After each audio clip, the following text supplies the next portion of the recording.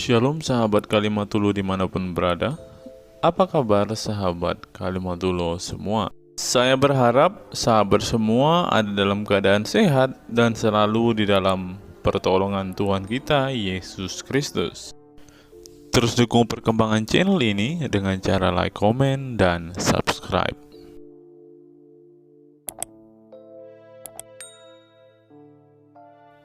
Contohnya, kalian tahu itu yang dua itu, tahu kan yang dua itu? Yang kalian sering laporkan kepada saya, bang, ini kemarin katanya mau jadi Kristen bang, setelah ini ternyata dia begini-begini. Makanya kalian juga harus cerdas, ya, cerdas, begitu. Apakah seseorang itu dia benar-benar mau jadi Kristen atau ada modusnya, ya, seperti itu. Oke, terima kasih, Coach, terima kasih. Makanya teman-teman, di dalam Bible itu sudah jelas dikatakan, orang yang baru bertaubat jangan dikasih panggung, jangan dikasih mimbar. Diuji dulu, apakah dia itu tulus-tulus atau modus-modus. Begitu ya. Oke, kita lanjutkan ke Muslim berikutnya ya. Kita kasih naik ada Mami Hera. Mami Hera. Ya, silakan Mami Hera. Ini perempuan atau laki-laki nih? Mami Hera. Aduh. Oke. Teman-teman kalau mau naik, pastikan teman-teman itu sudah siap. Apa yang mau Anda bahas, apa yang mau Anda ceritakan, Anda sudah siap, ready. Jangan giliran dinaikin Anda kebingungan. Aduh, jangan begitu ya.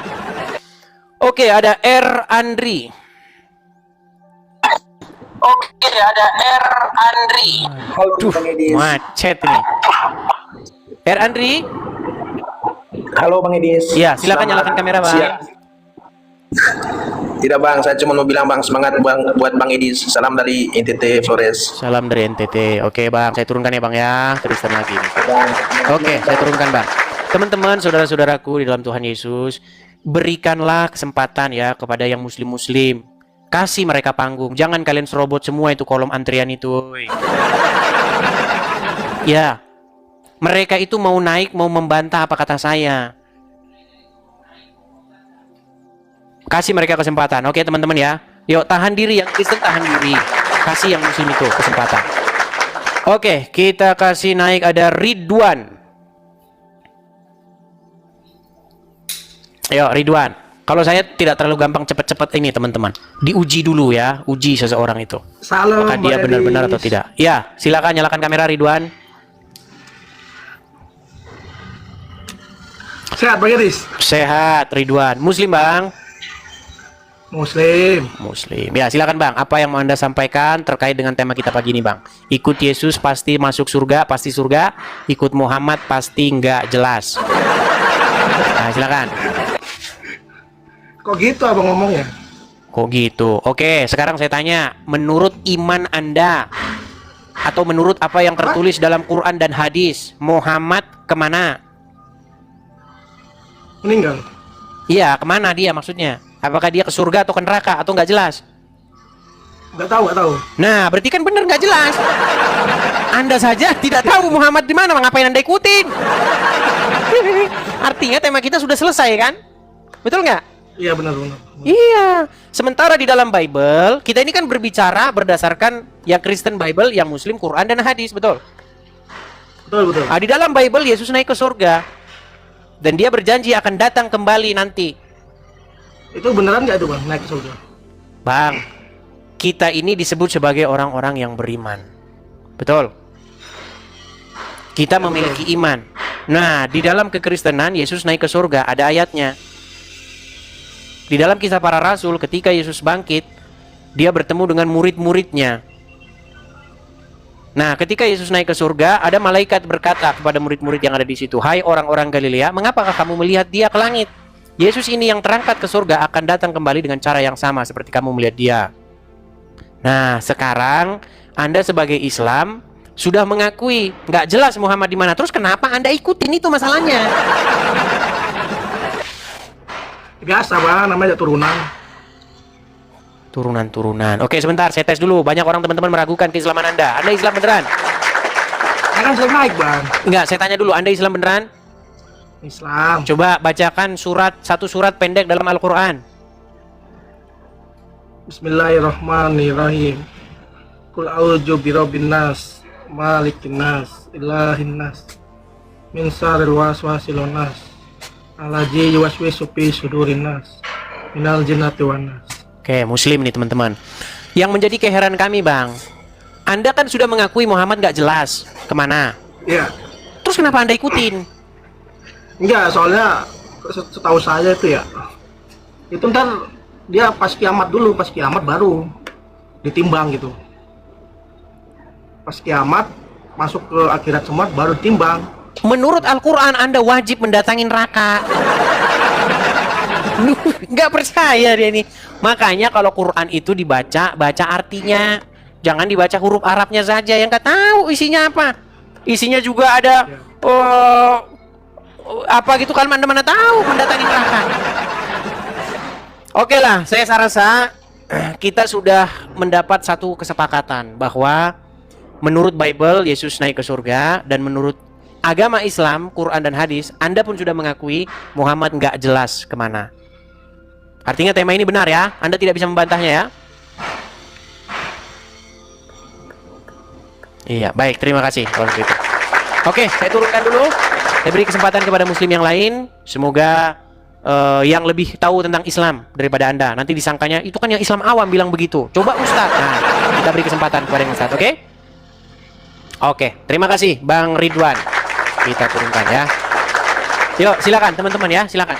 Sebelum Jumatan, ya, ada baiknya kalian ini asah dulu pikiran kalian di sini. Siapa tahu dengan naik dan berdiskusi di sini Anda nggak jadi Jumatan. Ya, yuk. Kita kasih naik ada bentar ya.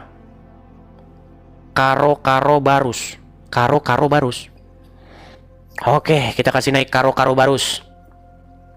Aduh. Ya, jangan-jangan yang penting bukan penjual kapur Barus ya, Bang ya. Ya, bercanda, Bang. Ya, silakan. Halo Bang Edis. Halo juga, Bang. Silakan, Bang. Nyalakan kamera.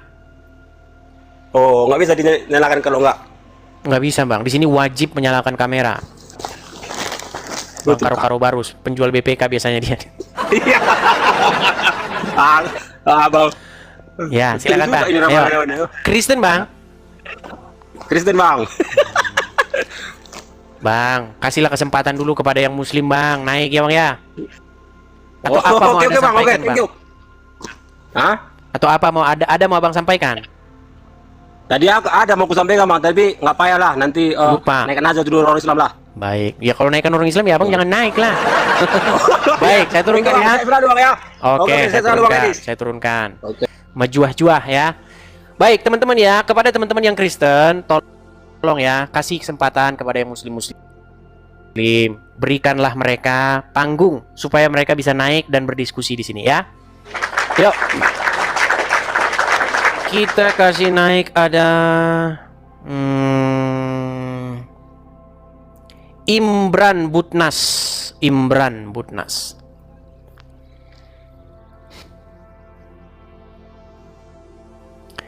Iya, Imran Butnas. Selamat pagi, Imran Butnas.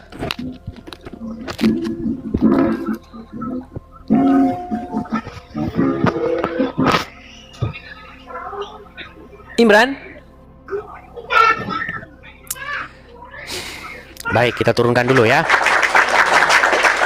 Kita kasih naik ada Amir.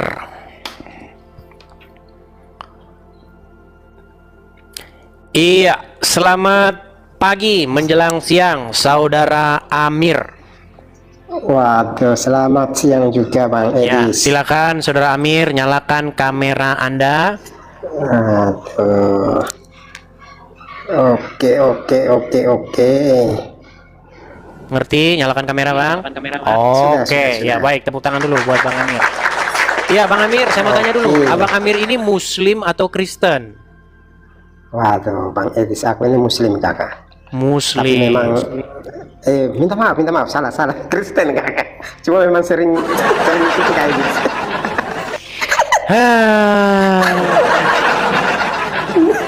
Bang, ini kita kasih dulu masuk. kesempatan kepada yang muslim ya Bang ya. Siap. Oke, baik, saya Thank you. turunkan dulu ya Bang ya, Bang Amir ya. Iya, oke. Saya turunkan dulu Bang Amir. Teman-teman sekalian, kayaknya teman-teman ini harus dilempar lagi nih dengan kotak persembahan. Baik. Kayaknya cara membubarin orang Kristen. Lempar ke kotak persembahan. Teman-teman kotak persembahan. Teman-teman Kristen, saudara-saudaraku dalam Tuhan Yesus. Kalau teman-teman memang benar-benar mau mensupport saya itu lagi ada program untuk mendirikan rumah Apollo. Nah, kalau memang teman-teman memang benar-benar ngebet, benar-benar pengen mensupport, lewat situ ada kolek di sini. Nah, itu teman-teman silakan tangkap layarnya atas nama saya itu Edis. Selanjutnya ada kan? Nah, itu tangkap saja. Nanti teman-teman bisa support di situ, ya. Bukti supportnya bisa kalian inbox ke saya nanti, teman-teman. Inbox saya sekarang sudah bisa menerima foto begitu ya. Seperti itu ya. Biasanya kalau dilempar kotak persembahan yang Kristen bubar. Oke, baik, kita lanjutkan kembali ya. Sejenak karena banyak dari tadi yang naik. Ayo, yang muslim-muslim, kita punya tema bagus nih. Tema sederhana dan coba kalian patahkan dulu tema ini ya. Bahwa selama saya mengkaji Al-Quran, selama saya mendalami agama Islam, ya memang ini kesimpulannya.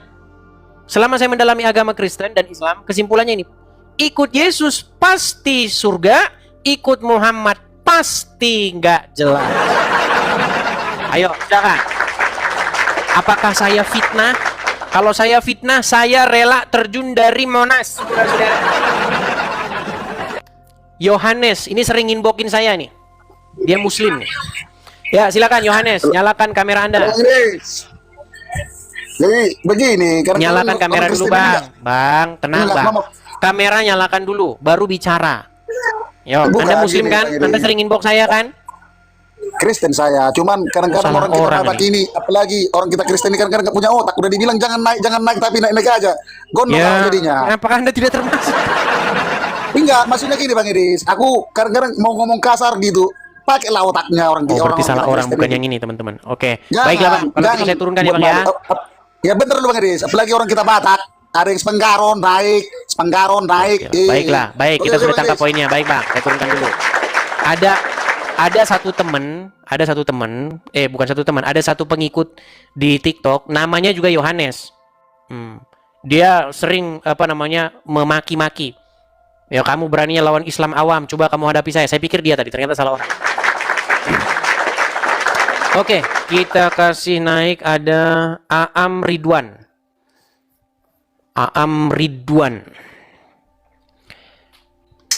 Oke, selamat pagi menjelang siang Aam Ridwan.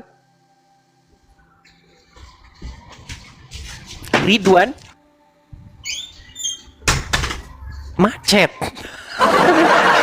Kita pikir ada orang muslim naik ke sini mau membantah, hanya menunjukkan kemacetannya. Baik, kita turunkan. Kita masih menanti ya, kita masih menunggu dan menanti-nanti adanya seorang muslim yang sanggup untuk membantah tema kita ini.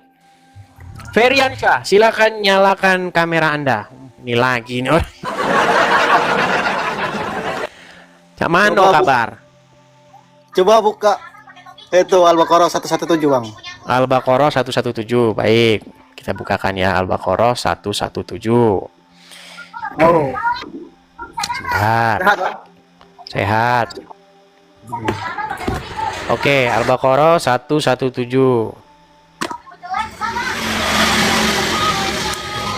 Bunyinya. Nah, Dalam kurung Allah, pencipta langit dan bumi. Apabila dia hendak menetapkan sesuatu, dia hanya berkata, jadilah, maka jadilah sesuatu itu.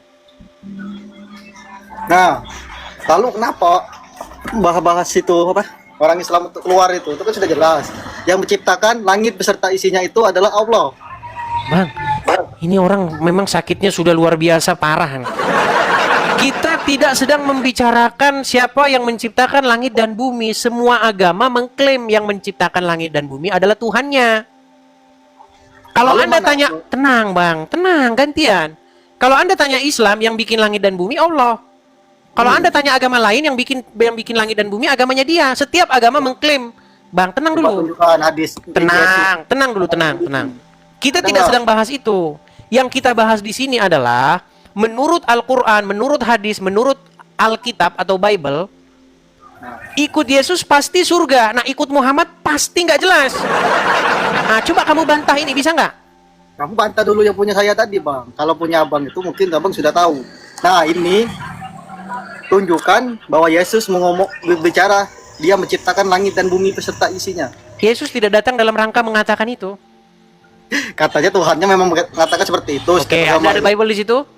Ada Bible di situ? Ada HP. Oke, coba buka di situ. Yohanes pasal yang pertama ayat yang ke-14. Yohanes. Pasal yang pertama Benar. ayat 1 sampai 14, coba baca. Ayat 1 sampai 14.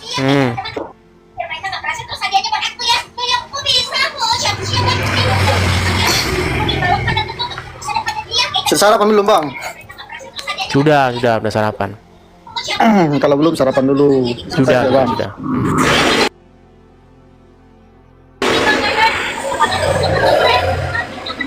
Coba baca dari pasal yang pertama 1 sampai 14. TB nggak apa-apa. Dari 1 sampai 14, yuk. Pada mulanya ada firman. Firman itu bersama-sama dengan Allah. Bukan Dan Allah, firman Bang. itu Nggak ada Allah di situ, Bang. Jangan bilang Allah, Bang. Anda nggak bisa baca.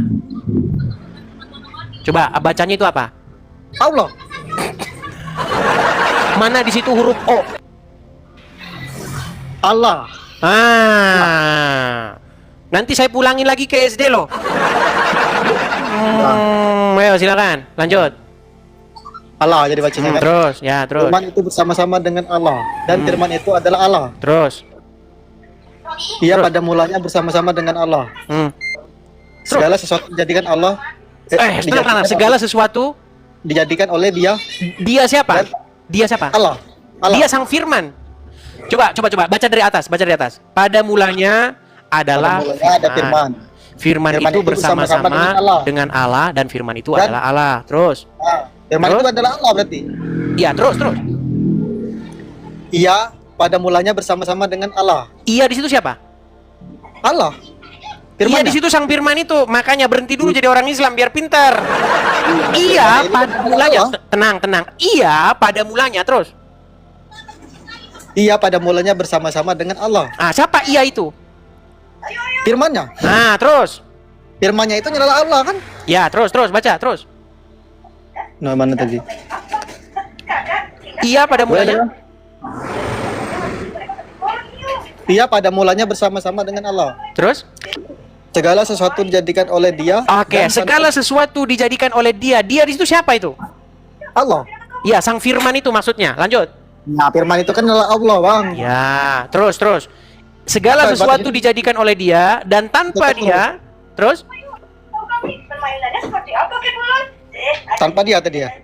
Segala sesuatu dijadikan oleh Dia dan tanpa Dia tidak ada sesuatu pun yang telah dijadikan dari segala yang telah dijadikannya. Oke, sekarang ke-14. Ke-14 sekarang.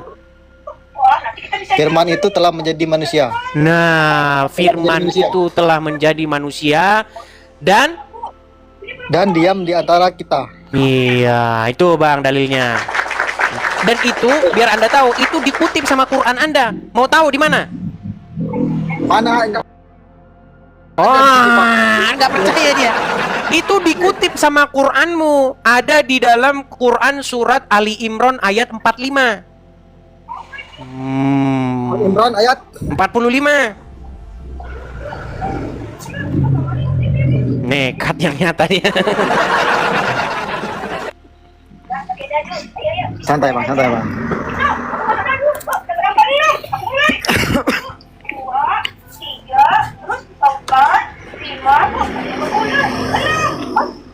Udah ketemu? Ya ini kan. Ingatlah.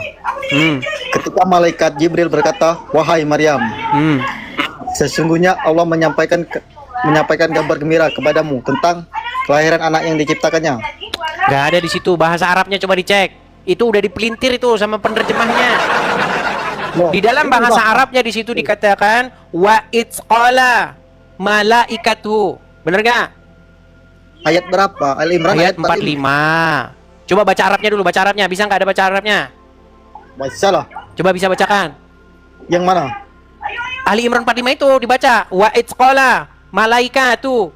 Terus Ya Maryamu, ya innallah- Maryam, innallaha Ya. yubasiruki bi kalimatin minhu. Betul nggak?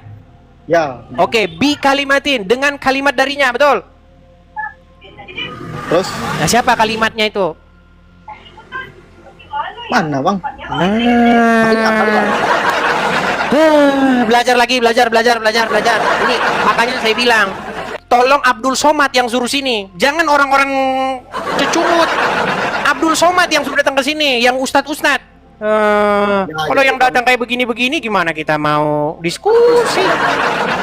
Coba buka surat An-Nisa ayat 171 coba. Semua agama itu baik. Ya, Bang. sebentar, tenang. Buka An-Nisa 171. Apakah benar bahwa Isa itu adalah kalimatullah? An-Nisa ayat- Sesuai dengan Bible bahwa Yesus itu adalah firman-Nya yang menjadi manusia. Apa? An-Nisa 171 coba. Makanya kalau Quran bilang belajar kitab-kitab terdahulu biar kau tahu isi Quran. Merokoknya berhentiin dulu, rokok aja terus kerjamu. Yo silakan. An-Nisa 171 coba baca. Wahai ahluk kitab, Wahai ahli kitab, terus. janganlah kamu berlebih dalam menjalankan agamamu, dan janganlah kamu mengatakan terhadap Allah kecuali yang benar. Sesungguhnya Al-Masih Isa putra Maryam hanyalah utusan Allah dan makhluk yang diciptakan dengan Tambahan nih makhluk yang diciptakan. Itu tambahan semua itu dalam tanda kurung. Tambahan semua makhluk yang diciptakan. Coba bahasa Arabnya. Inilah para penerjemah Al-Qur'an ini sudah menambah-nambahkan. Sesungguhnya Al-Masih itu utusan Allah dan kalimatnya. Ruh dan kalimatnya. Coba bacain yang benar. Sesungguhnya Al-Masih Isa putra Maryam hanyalah utusan Allah dan makhluk yang diciptakan dengannya. Ya, coba cek bahasa Arabnya. Makhluk yang diciptakan dengannya. Dari mana? Coba makhluk yang diciptakannya itu dari mana itu datangnya? Itulah makanya saya bilang teman-teman, terjemahan Al-Qur'an ini sudah mengelabui orang-orang Islam. Nih, coba saya bukain. Coba kamu buka yang anu aja. Coba buka Al-Qur'anmu di situ. Ada nggak yang kayak begitu? Nyalakan Al-Qur'an. Coba buka interlinear. Tahu nggak interlinear? Nah, coba terjemahan kata per kata coba. Makanya terjemahan Quran itu sudah ditambahin semua isinya teman-teman. Makanya orang baca itu udah nggak sesuai lagi dengan terjemahannya. An-Nisa 171. Katanya terjemahan bang. Iya, tetapi terjemahannya kata per kata. Apa Indonesia ke Arab? Boleh. Arab ke Indonesia, bukan Indonesia ke Arab. Coba ayo. Enggak, buka saja di situ terjemahan. Ini terjemahan. Ya, belajar dulu sana. Udah belajar dulu, kalau udah belajar baru lagi. Teman-teman, orang awam datang ke sini biasanya membantah apa yang saya katakan. Ustadz yang betulan datang ke sini mengiyakan apa yang saya katakan. Kenapa ustadz-ustadz banyak yang takut ke sini? Takut mengiyakan saya. Ketika dia mengiyakan saya, jamaahnya bubar. Ya, silakan. Coba naik ke sini, kita diskusi yang bagus. Tapi Anda harus punya modal pengetahuan tentang agama Islam. Jangan Anda naik tapi tidak memiliki pengetahuan tentang agama Islam. KDM Bapak Aing, ya silakan.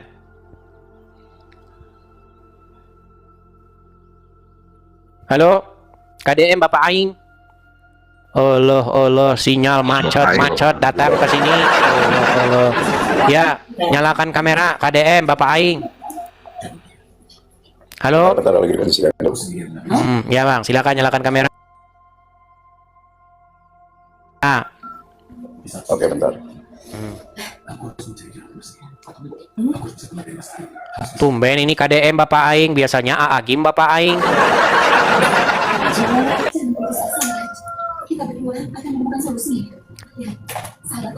Bentar ya, lagi mau disikat. Allah, lama pisan euy. Kalah tuh, ujang edis. Dur. Diturunkan dulu lah, lama. Loh, kita banyak yang sudah antri gatel tuh. Gimana? Lama bener. Yuk, kita kasih naik ada. Nah, ini Muhammad nih. Muhammad. Oh, Panji Baja. Oke, Panji Baja. Halo, selamat siang. Ya, Panji Baja, silakan Bang, nyalakan kamera Anda. Nggak, saya mau ini aja langsung. Ikut Yesus pasti surga. Abang pernah baca Bibelnya Abang? Bang, wajib nyala kamera dulu baru Pernah ngomong. baca Bibelnya Abang nggak? Pernah baca Bibelnya Abang? Matius 7. Nah, itu hadiah buatmu. Sudah dibilang, kalau naik ke sini nyalakan kamera, kecuali Anda sudah malu jadi orang Islam. Kalau Anda masih bangga dengan agama Anda sebagai orang Islam, kenapa Anda ketakutan menyalakan kamera? Anda sudah malu dilihat orang jadi orang Islam? Jangan naik, ya. Naik, duduk yang bagus, kita diskusi yang bagus, ya. Tanpa hujat-hujatan, tanpa maki-makian. Kita bicara saja apa adanya. Kalau saya katakan ikut Yesus naik masuk surga, jelas ayatnya. Ikut Muhammad nggak jelas, jelas ayatnya. Ikut Muhammad memang nggak jelas. Ada ayatnya, saya tunjukkan nanti. Mau saya tunjukkan ayatnya? Seorang ulama, ya, ulama besar di Indonesia ini, semua orang kenal, namanya Quraisy Shihab. Jelas mengatakan tidak benar. Tidak benar, sekali lagi saya katakan. Tidak benar Muhammad masuk surga. Enggak benar. Sejak kapan Muhammad jaminan masuk surga? Yuk, silakan. Risman, nyalakan kamera Anda. Saudara Risman? Halo Risman? Baik, kita kasih turun lagi ya. Teman-teman, biasanya yang ganggu acara kita ini orang-orang Kristen. Naik dia, tapi dia nggak sadar. Makanya saya bilang teman-teman, periksalah HP kalian. Kalau HP di dalam layar kalian itu kan kelihatan tuh. Makasih Bang Raden. Di layar kalian itu kan kelihatan. Di situ ada dua orang, logo badan, torso ya, badan gitu. Kok torso sih? Pokoknya gambar kepala orang gitu ya sama badannya. Ada warna pink, merah jambu dengan warna biru. Nah itu jangan kalian pencet. Itu kalau kalian pencet artinya kalian sedang mengajukan permintaan naik. Ya. Yuk. Coba Muslim naik ke sini, bantah omongan saya ini. Bisa nggak kalian bantah? Bahwa ikut Muhammad tuh pasti nggak jelas. Entah ke surga, entah ke neraka, nggak jelas. Bahkan menurut Al-Quran, umat Muslim wajib mendatangi neraka. Terkesan saya seperti menghujat, tapi saya bisa tunjukkan ayatnya. Yuk, silakan. Ikut Muhammad di dalam Al-Quran dikatakan wajib mendatangi neraka. Yuk, silakan. Kirek. Halo?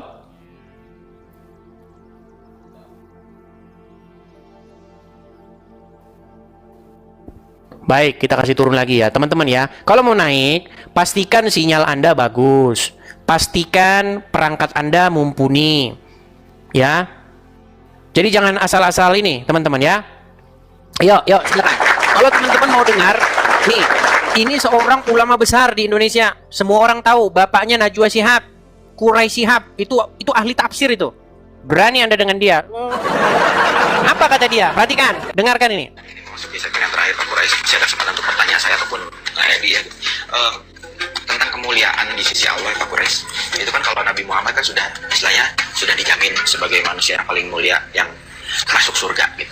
Nah, untuk kita manusia-manusia yang hidup zaman sekarang ataupun masa depan masa yang akan datang gitu, apakah ada kemungkinan untuk bisa mengejar status seperti itu Pak Quraisy? Paling tidak ya gitu, hampir seperberapanya lah gitu agar kita merasa yakin. Iya, satu hal dulu, tidak benar, saya ulangi, tidak benar bahwa Nabi Muhammad sudah dapat jaminan surga. Tidak benar. Nggak ada dalam pelajari agama Islam, tidak pernah ada Muhammad dijamin masuk surga. Bahkan di dalam hadis Muhammad berkata kepada anaknya Fatimah, "Wahai Fatimah, ketahuilah bahwa aku tidak punya kuasa untuk melepaskanmu dari siksa api neraka." Iya, oh, gimana? Terima kasih Pak Yakar, terima kasih. Bahkan ya, di dalam Al-Qur'an di dalam Al-Qur'an dikatakan Muhammad itu tidak tahu apa yang akan terjadi dengan dirinya dan terhadap para pengikutnya. Ngarang sekali Anda mengatakan dijamin Muhammad masuk surga. Nekat yang nyata. Ya, Raden Arif, Muslim Bang. Raden Arif. Ya. Silakan Bang, nyalakan kamera. Kamera oke, siap. Udah? Belum. Sudah Bang, sudah hidup ini. Belum kelihatan Bang, belum kelihatan. Nah, tapi gelap masihan. Saya sudah kelihatan.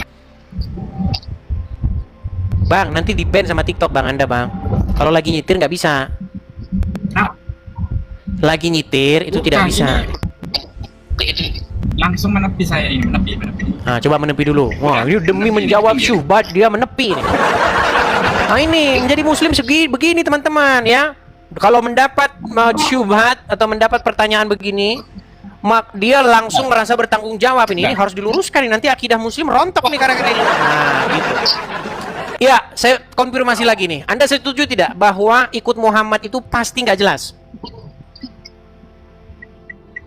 Jelas Bang. Oke. Di dalam Al-Qur'an, Anda tahu bahwa Muhammad tidak tahu apa yang akan terjadi terhadap dia dan terhadap pengikutnya? Iya betul. Nah, terus kenapa Anda katakan mengikut Muhammad jelas hasilnya? Nih, saya balikin kamera saya. Ya, saya balikan. Lihat ya. Nih. Ini Quran tertulis di dalam surat Al-Ahqaf ayat yang ke-9. Perhatikan. Katakanlah, aku bukanlah rasul yang pertama di antara rasul-rasul. Dan aku tidak mengetahui apa yang akan diperbuat terhadapku dan tidak pula mengetahui apa yang akan diperbuat terhadapmu. Muhammad tidak tahu apa yang terjadi padanya. Lalu bagaimana Anda katakan Muhammad dijamin surga? Lalu bagaimana Anda mengarang-arang hadis sahabat ini dijamin surga, sahabat si Umar bin Khattab jamin surga? Dari mana dia menjamin masuk surga sementara Al-Quran jelas mengatakan yang sebaliknya? Tidak tahu dia. Gimana? Oke. Sudah Bang. Silakan. Kita ini kan sama-sama manusia Bang ya. Setiap kita ini kan punya amal perbuatan yang baik dan yang buruk. Masa iya semua muslim harus masuk neraka? Ada ayatnya. Bahkan kalian sudah ditetapkan mendatangi neraka. Mau saya tunjukkan ayatnya di dalam surat Maryam ya. Maryam ayat 71. Waduh, benar-benar mereka ini ya. Sungguh nekat yang nyata mereka ini teman-teman. Baik, saya bukakan lagi ayatnya. Banyak orang Islam ini tidak tahu isi Al-Quran, saudara-saudara. Lihat ya, lihat. Biar Anda sadar, makanya kalau baca Quran jangan dibaca Arabnya, baca artinya. Seseorang yang membaca Quran dengan membaca Arabnya saja, pastilah dia akan tetap beragama Islam. Kalau dibaca artinya, dia akan meninggalkan agama Islam. Perhatikan. Ini surat Maryam ayat 71. Dan tidak ada seorang pun daripadamu melainkan mendatangi neraka itu. Hal itu bagi Tuhanmu adalah suatu kemestian yang sudah ditetapkan. Jelas? Kalian wajib mendatangi neraka. Gimana Anda mau menyangkal? Hei umat muslim, Anda wajib mendatangi neraka. Abang Isgus percaya kalau Rasulullah itu manusia? Nggak nyambung, yang ditanya apa yang dijawab apa? Ya, saya jawab Bang, saya jawab. Nabi Muhammad itu manusia yang punya kesalahan juga Bang. Masa kita harus niru yang salah-salahnya? Iya, makanya pertanyaan saya, kenapa Anda nekat mengikuti Muhammad? Kenapa Anda mengikuti Muhammad yang berdosa? Muhammad yang tidak tahu apa yang akan diperbuat terhadap dia dan juga terhadap pengikutnya. Muhammad yang dalam Quran dia jelas-jelas dikatakan berdosa dan suruh mohon ampun atas dosanya. Bagaimana Anda ikuti orang yang berdosa?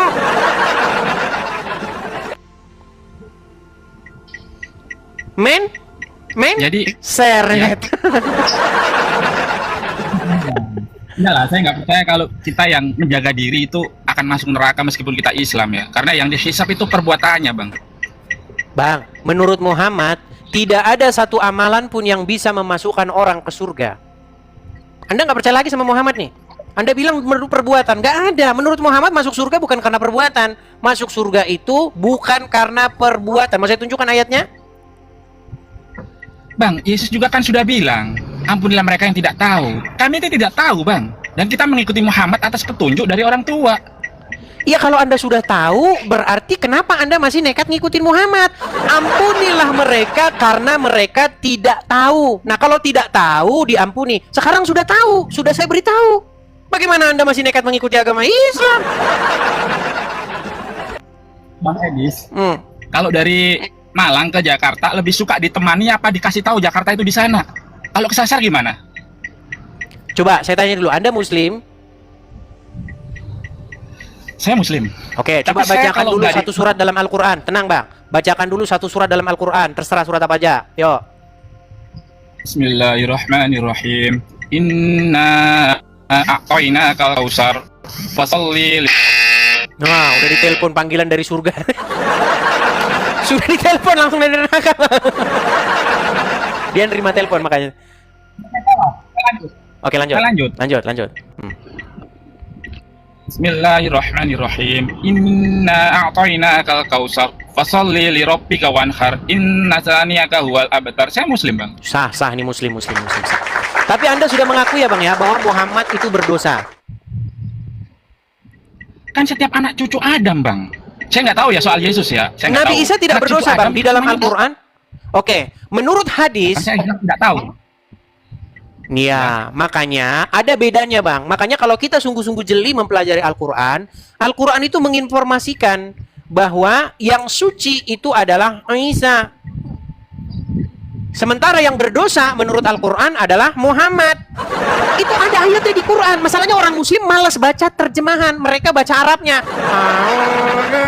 Oh salah. Ta, ba, ta, ja, shim, ta. Salah. Itu terus yang kita dengar di masjid. Makanya orang Islam menghabiskan waktunya 40 tahun lamanya orang Islam membaca huruf Arab. Sudah meninggal duluan, belum dapat kebenaran. Dari zaman kecil sampai tua baca huruf Arab, nggak dibaca artinya. Kalau dibaca artinya, ya udah jadi Kristen nanti. Mana? Sekarang gini, Bang. Abang mau ngomong soal Yesus. Kita yang nggak tahu soal Yesus itu apa salah? Kan di sini saya beritahukan Bang, pertama harus ada step-stepnya Bang. Ada tangga 1, tangga 2, tangga 3. Kalau Anda sudah tahu bahwa Muhammad itu berdosa, Muhammad melakukan kesalahan, Anda sudah akui. Muhammad tidak tahu apa yang akan diperbuat terhadap dirinya dan juga terhadap pengikutnya. Ayatnya ada. Al-Quran mengatakan, semua dari kalian itu wajib mendatangi neraka. Berarti Muhammad sudah didiskualifikasi sebagai sosok yang harus diikuti. Nah, tinggalin dulu Muhammad. Setelah meninggalkan Muhammad, baru saya perkenalkan Yesus. Begitu. Bagaimana mungkin Anda masih ngikut Muhammad, baru ngikut Yesus? Karena satu belok kiri, satu belok kanan. Nggak ketemu. Yesus mengajarkan ke timur, Muhammad ngajarin ke barat. Nggak ketemu, Bang. Jadi harus ditinggalkan dulu Muhammad, baru Anda menerima pengajaran dari Yesus, dari Tuhan Yesus. Begitu, Bang. Kulubani Adam Kotoun. Setiap anak cucu Adam pasti mengalami kesalahan, termasuk Muhammad, Bang. Masa Oke, kita apakah bisa? Isa mengalami kesalahan, Bang? Ya kan dia katanya bukan cucu Adam, dia langsung dari malaikat Jibril. Nah, Langsung lalu bagaimana Anda tidak mengikuti? Lalu bagaimana Anda tidak mengikuti Yesus saja? ke perempuan yang paling suci di kota Yerusalem yang bernama Ibu Maryam. Ya jelas ayatnya dalam Quran. Maryam menjadi satu-satunya wanita yang disebutkan dalam Al-Quran. Tapi orang Islam, adakah orang Islam memuliakan Maryam? Gak ada. Orang Islam malah memuliakan istri-istri Muhammad. Makanya nama-nama orang Islam, Aisyah, Siti Fatimah, Khadijah, itu nama-nama orang Islam. Itu bukti bahwasanya orang Islam, mereka tidak akrab dengan Al-Quran. Mereka akrabnya dengan kitab fikih dan karangan para ulama Arab. Bang Edis, mohon maaf ya. Mohon maaf. Bang Edis saja mengaku Yesus manusia kok. Bang, yang bilang Yesus bukan manusia siapa? Nah kan, loh, bukan manusia, dia nggak dilahirin melalui seksual loh. Dia langsung loh. Bang, Yang bilang Yesus bukan manusia itu siapa? Kitab. Di mana? Itu bukan hasil. Kalau Anda baca Dia Bible, tenang. Kalau Anda baca Bible jelas-jelas menyatakan bahwa Yesus adalah anak manusia. Anak manusia akan menderita, sengsara dan seterusnya. Yesus sendiri mengatakan bahwa dirinya adalah anak manusia. Kalau orang tidak mengaku Yesus manusia, berarti dia agak-agak gini. Tetapi apakah hanya manusia saja? Apakah hanya manusia biasa? Tidak. Tetapi dia adalah Sang Mesias. Sang Mesias yang dinanti-nantikan, yang akan menyelamatkan umat manusia, yang membawa manusia kepada jalan yang benar. Makanya semua manusia itu harus submit. Semua manusia harus menundukkan dan menaklukkan diri kepada Yesus. Karena itulah keinginan Bapa di sorga yang mengutus Yesus. Kalau orang mau hidup di jalan yang benar, kalau orang mau hidup yang kekal, harus seperti Yesus hidup. Makanya semua manusia itu harus dikembalikan kepada fitrahnya. Fitrah manusia yang sejati itu ya Yesus itu. Kita harus seperti Yesus semuanya. Jangan seperti Muhammad. Sekarang yang terjadi apa, Bang? Orang Muslim berlomba-lomba seperti Muhammad. Jenggotnya dipanjangin, sesuai sunnah Rasul. Mata dicalak-calakin, pakai pensil, sesuai sunnah Rasul. Celana dicingkrangin. Buat apa, Bang? Apa gunanya celana cingkrang? Apa gunanya mata dicalak-calak? Apa gunanya jenggot? Mau jenggot, mau nggak jenggotan sama saja. Tetapi kita itu, Bang, maksudnya, makanya kalau Anda belajar agama Kristen, belajar agama Islam, Anda itu akan ketemu satu hal yang sangat fundamental. Menjadi Kristen adalah menjadi seperti Yesus. Makanya ada lagunya, ku mau sepertimu Yesus, disempurnakan selalu. Jadi mirip seperti Yesus. Supaya apa? Supaya kita dibangkitkan dan memperoleh hidup yang kekal. Kalau Anda mirip sama Muhammad, Anda nanti nggak jelas itu tadi. Nggak jelas nasib Anda. Gimana? Gimana? Yesus itu gelar Al-Masih, Bang. Saya punya gelar apa? Nggak ada gelar, mana bisa jadi seperti dia? Bang, ini jangan bahas masalah gelar-gelaran dulu. Fitrah manusia pertama kali diciptakan itu segambar dengan dia yang menciptakan. Manusia dibentuk dan diciptakan menurut gambar dan rupanya. Maksudnya, kita itu merupakan citra daripada dia yang tidak terlihat. Tetapi ketika kita memberontak melawan Tuhan, akhirnya kita bukan menjadi gambarnya dia lagi. Makanya manusia itu sudah kehilangan fitrahnya. Gambar Tuhan yang ada di dalam diri manusia sudah rusak. Makanya manusia membunuh, mencuri, berzina, korupsi. Itu jadi gambar Sang Pencipta sudah hilang dari diri kita. Nah, itulah yang hendak dipulihkan oleh Yesus. Makanya orang Kristen itu menjadi ciptaan baru oleh karena Yesus. Hidup baru seperti Yesus. Nah, umat Muslim dibentuk seperti Muhammad. Makanya orang Muslim lomba-lomba mirip kayak Muhammad. Pakai siwak, sikat gigi ala Nabi, pakai siwak, celana ala Nabi, cingkrang, masuk kamar mandi pakai kaki kiri, itu aja. Terus pergi ke Arab nyiumin batu. Makanya saya bilang, janganlah kau buat dirimu mirip sama Muhammad, tetapi buatlah dirimu mirip dengan Yesus. Satu pertanyaan, Bang. Silakan. Kenapa Abang Edis pukul rata semua Muslim itu seperti itu, Bang? Ya karena itu ajaran Muslim. Karena ajaran Muslim seperti itu, pengen mirip sama Muhammad. Gimana? Ini saya nggak ada jenggot. Iya, karena Anda berarti durhaka kepada Rasul. Gimana? Anda ini durhaka kepada Rasul. Padahal di dalam Al-Quran dikatakan apa? Sesungguhnya di dalam diri Rasulullah itu terdapat suri tauladan yang baik. Kenapa Anda tidak mengikuti sunnah Rasul? Berarti Anda tidak mengakui bahwa Muhammad suri tauladan yang baik. Kan Rasulullah masih manusia, Bang. Nggak semuanya benar. Iya, makanya saya undang Anda untuk menjadi pengikut Tuhan Yesus. Jangan mengikuti Muhammad. Gitu. Ya. Siap? Atau takut sama para penonton?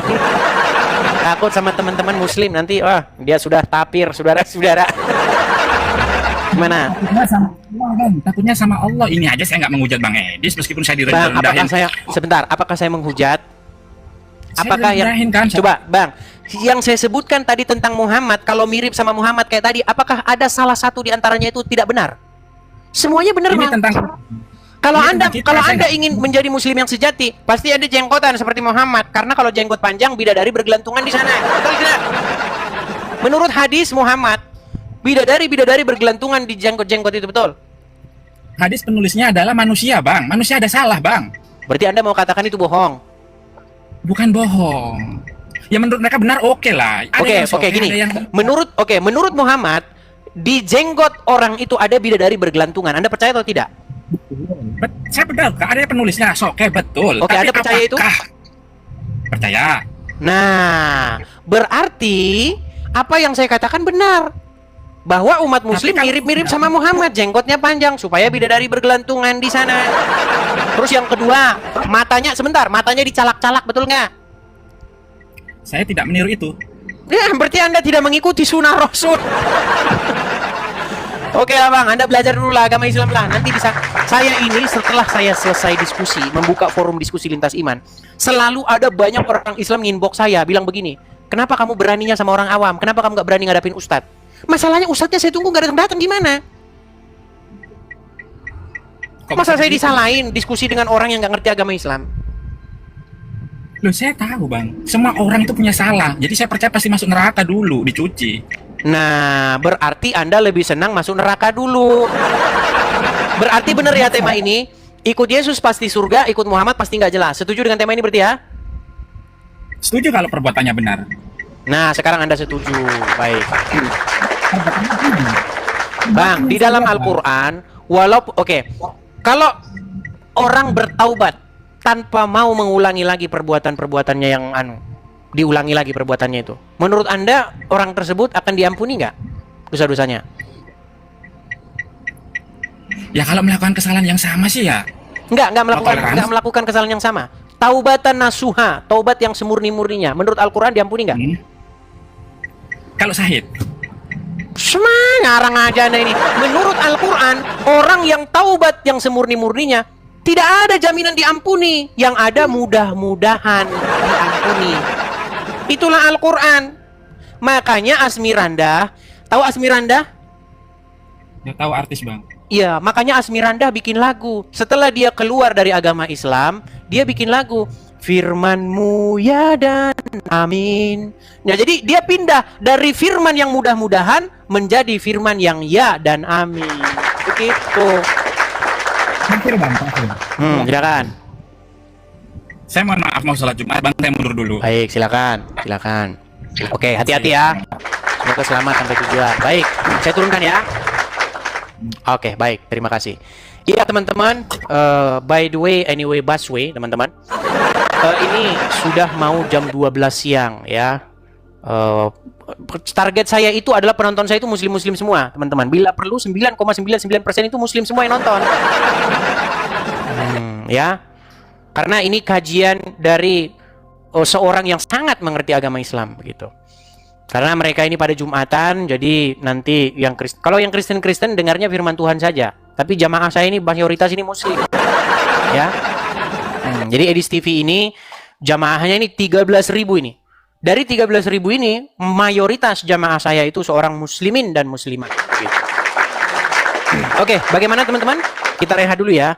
Nanti kita sambung lagi, oke? Gimana? Ntar malam lagi. Oke, rehat dulu. Ya, rehat. Terima kasih.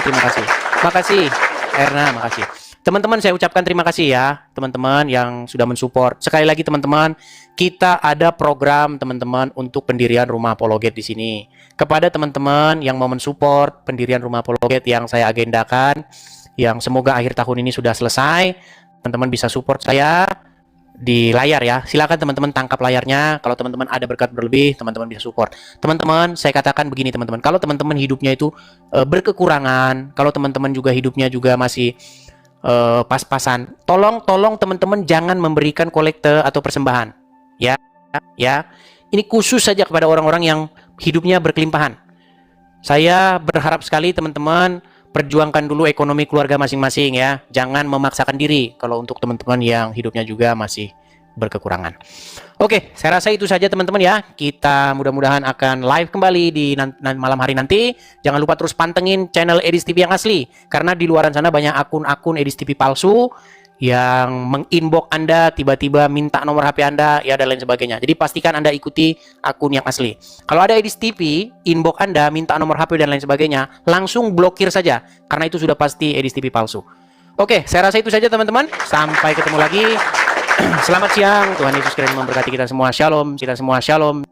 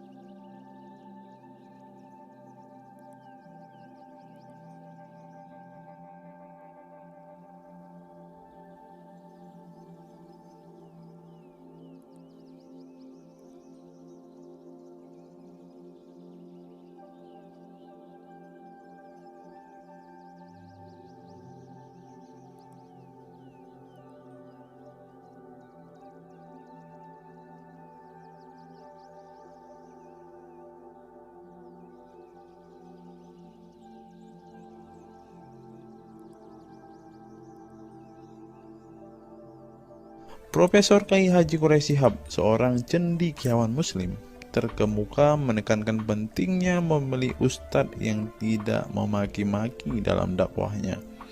Quraisy Shihab mengingatkan bahwa dakwah adalah ajakan kepada kebaikan yang harus disampaikan dengan cara yang baik pula. Ia menekankan pentingnya mencontoh akhlak Nabi Muhammad SAW yang selalu lemah lembut dalam menyampaikan ajaran Islam. Mengutip sabda Nabi Muhammad, barang siapa yang beriman kepada Allah dan hari akhir, hendaklah ia berkata baik atau diam. Ayahanda presenter Nasyo Shihab menegaskan bahwa ini adalah pedoman penting bagi para pendakwah. Kata-kata yang baik dan penuh hikmah lebih efektif dalam menyentuh hati dan menggerakkan orang untuk berubah ke arah yang lebih baik. Dalam dakwah, seringkali ditemukan penceramah yang menggunakan kata-kata yang keras dengan alasan untuk menegur atau mengingatkan umat. Namun, Profesor Quraisy Shihab mengingatkan bahwa cara ini justru bisa menimbulkan antipati dan menjauhkan orang dari ajaran agama Islam yang seharusnya penuh kasih sayang dan rahmat. Menukil Islam.co, Quraisy Shihab menjelaskan hal yang menarik ketika ditanya seseorang terkait kriteria ustadz yang tepat untuk dijadikan panutan atau sebagai penceramah.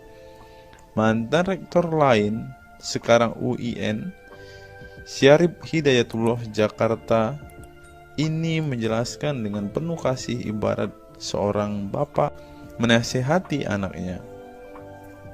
Pilihlah ustadz yang menganut paham moderat. Anda tidak akan mendengar makian, tutur mantan Menteri Agama ke-16 masa Presiden Soeharto ini. Quraisy menjelaskan bahwa ustadz yang wasatiyah akan terbuka untuk dikritik dan tidak fanatik dengan satu pandangan dan menilai pandangan yang orang lain salah.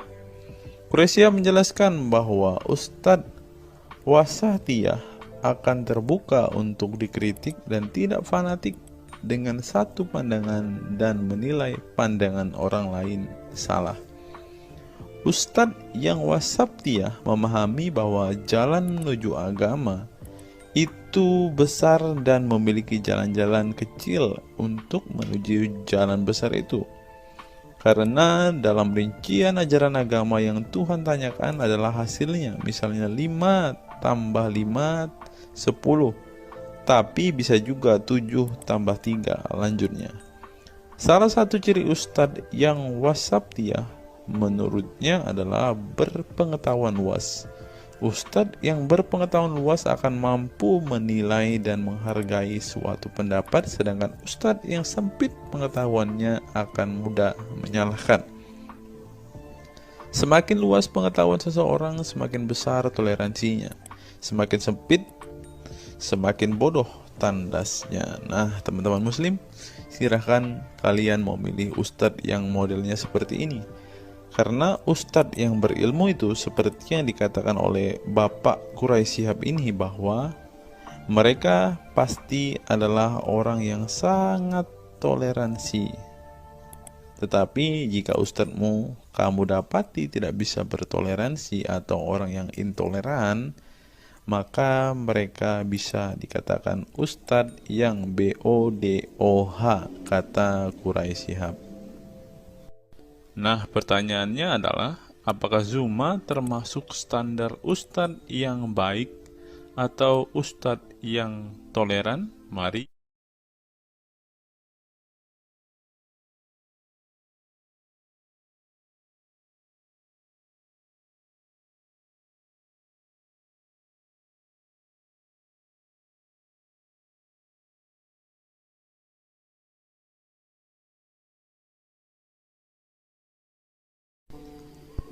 Google, mengapa Rasulullah disebut sebagai nabi penutup? Apa alasannya? Alasannya mengapa Nabi SAW disebut Rasul terakhir adalah karena Allah SWT telah menunjukkan langsung sebagai penutup para nabi dan rasul. Hal ini tercantum dalam Al-Quran yang merupakan firman Allah. Di sini dituliskan, mengapa Muhammad atau Nabi SAW disebut Nabi terakhir? Mari kita baca ya.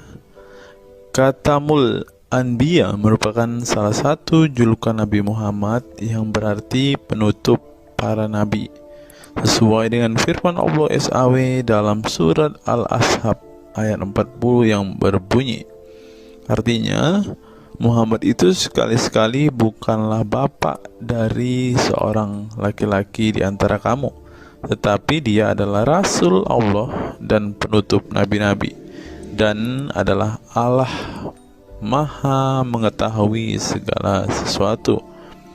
Nabi Muhammad SAW merupakan nabi terakhir yang Allah utus untuk menyempurnakan agama-agama sebelumnya. Al-Quran merupakan kitab Allah yang menyempurnakan kitab-kitab sebelumnya, sehingga tidak perlu ada kitab lain karena Al-Quran merupakan kitab Allah yang menyempurnakan kitab-kitab sebelumnya, sehingga tidak perlu ada kitab lain karena Al-Quran sebagai kitab terakhir. Maka dapat diartikan bahwa tidak ada lagi nabi setelah Nabi Muhammad SAW. Nabi Muhammad SAW sebagai nabi terakhir juga didukung dengan dalil lainnya, yaitu surat Al-Sab 61 ayat 6. Dan ingatlah ketika Isa bin Maryam berkata, "Hai Bani Israel, sesungguhnya aku adalah utusan Allah kepadamu, membenarkan kitab sebelumku, yaitu Taurat, yang memberikan kabar gembira dengan datangnya seorang Rasul yang akan datang sesudahku, yang namanya Ahmad, dalam tanda kurung Muhammad." Menurut Syekh Al-Zairi dalam kitab Al-Jawahir dan Al-Qalamiyah, alasan kenapa Nabi Muhammad SAW dijadikan nabi terakhir adalah hikmah terputusnya para nabi itu untuk menyeru umat manusia agar beribadah kepada Allah, menunjukkan mereka ke jalan yang lurus dalam urusan kehidupan duniawi dan ukrawi, memberitahu kepada mereka tentang hal-hal yang tidak dapat dicapai oleh penglihatan mereka, dan memberitahu keadaan yang pemikiran mereka belum sampai, dan menetapkan dalil yang meyakinkan serta menghilangkan syubhat keserupaan yang tidak benar.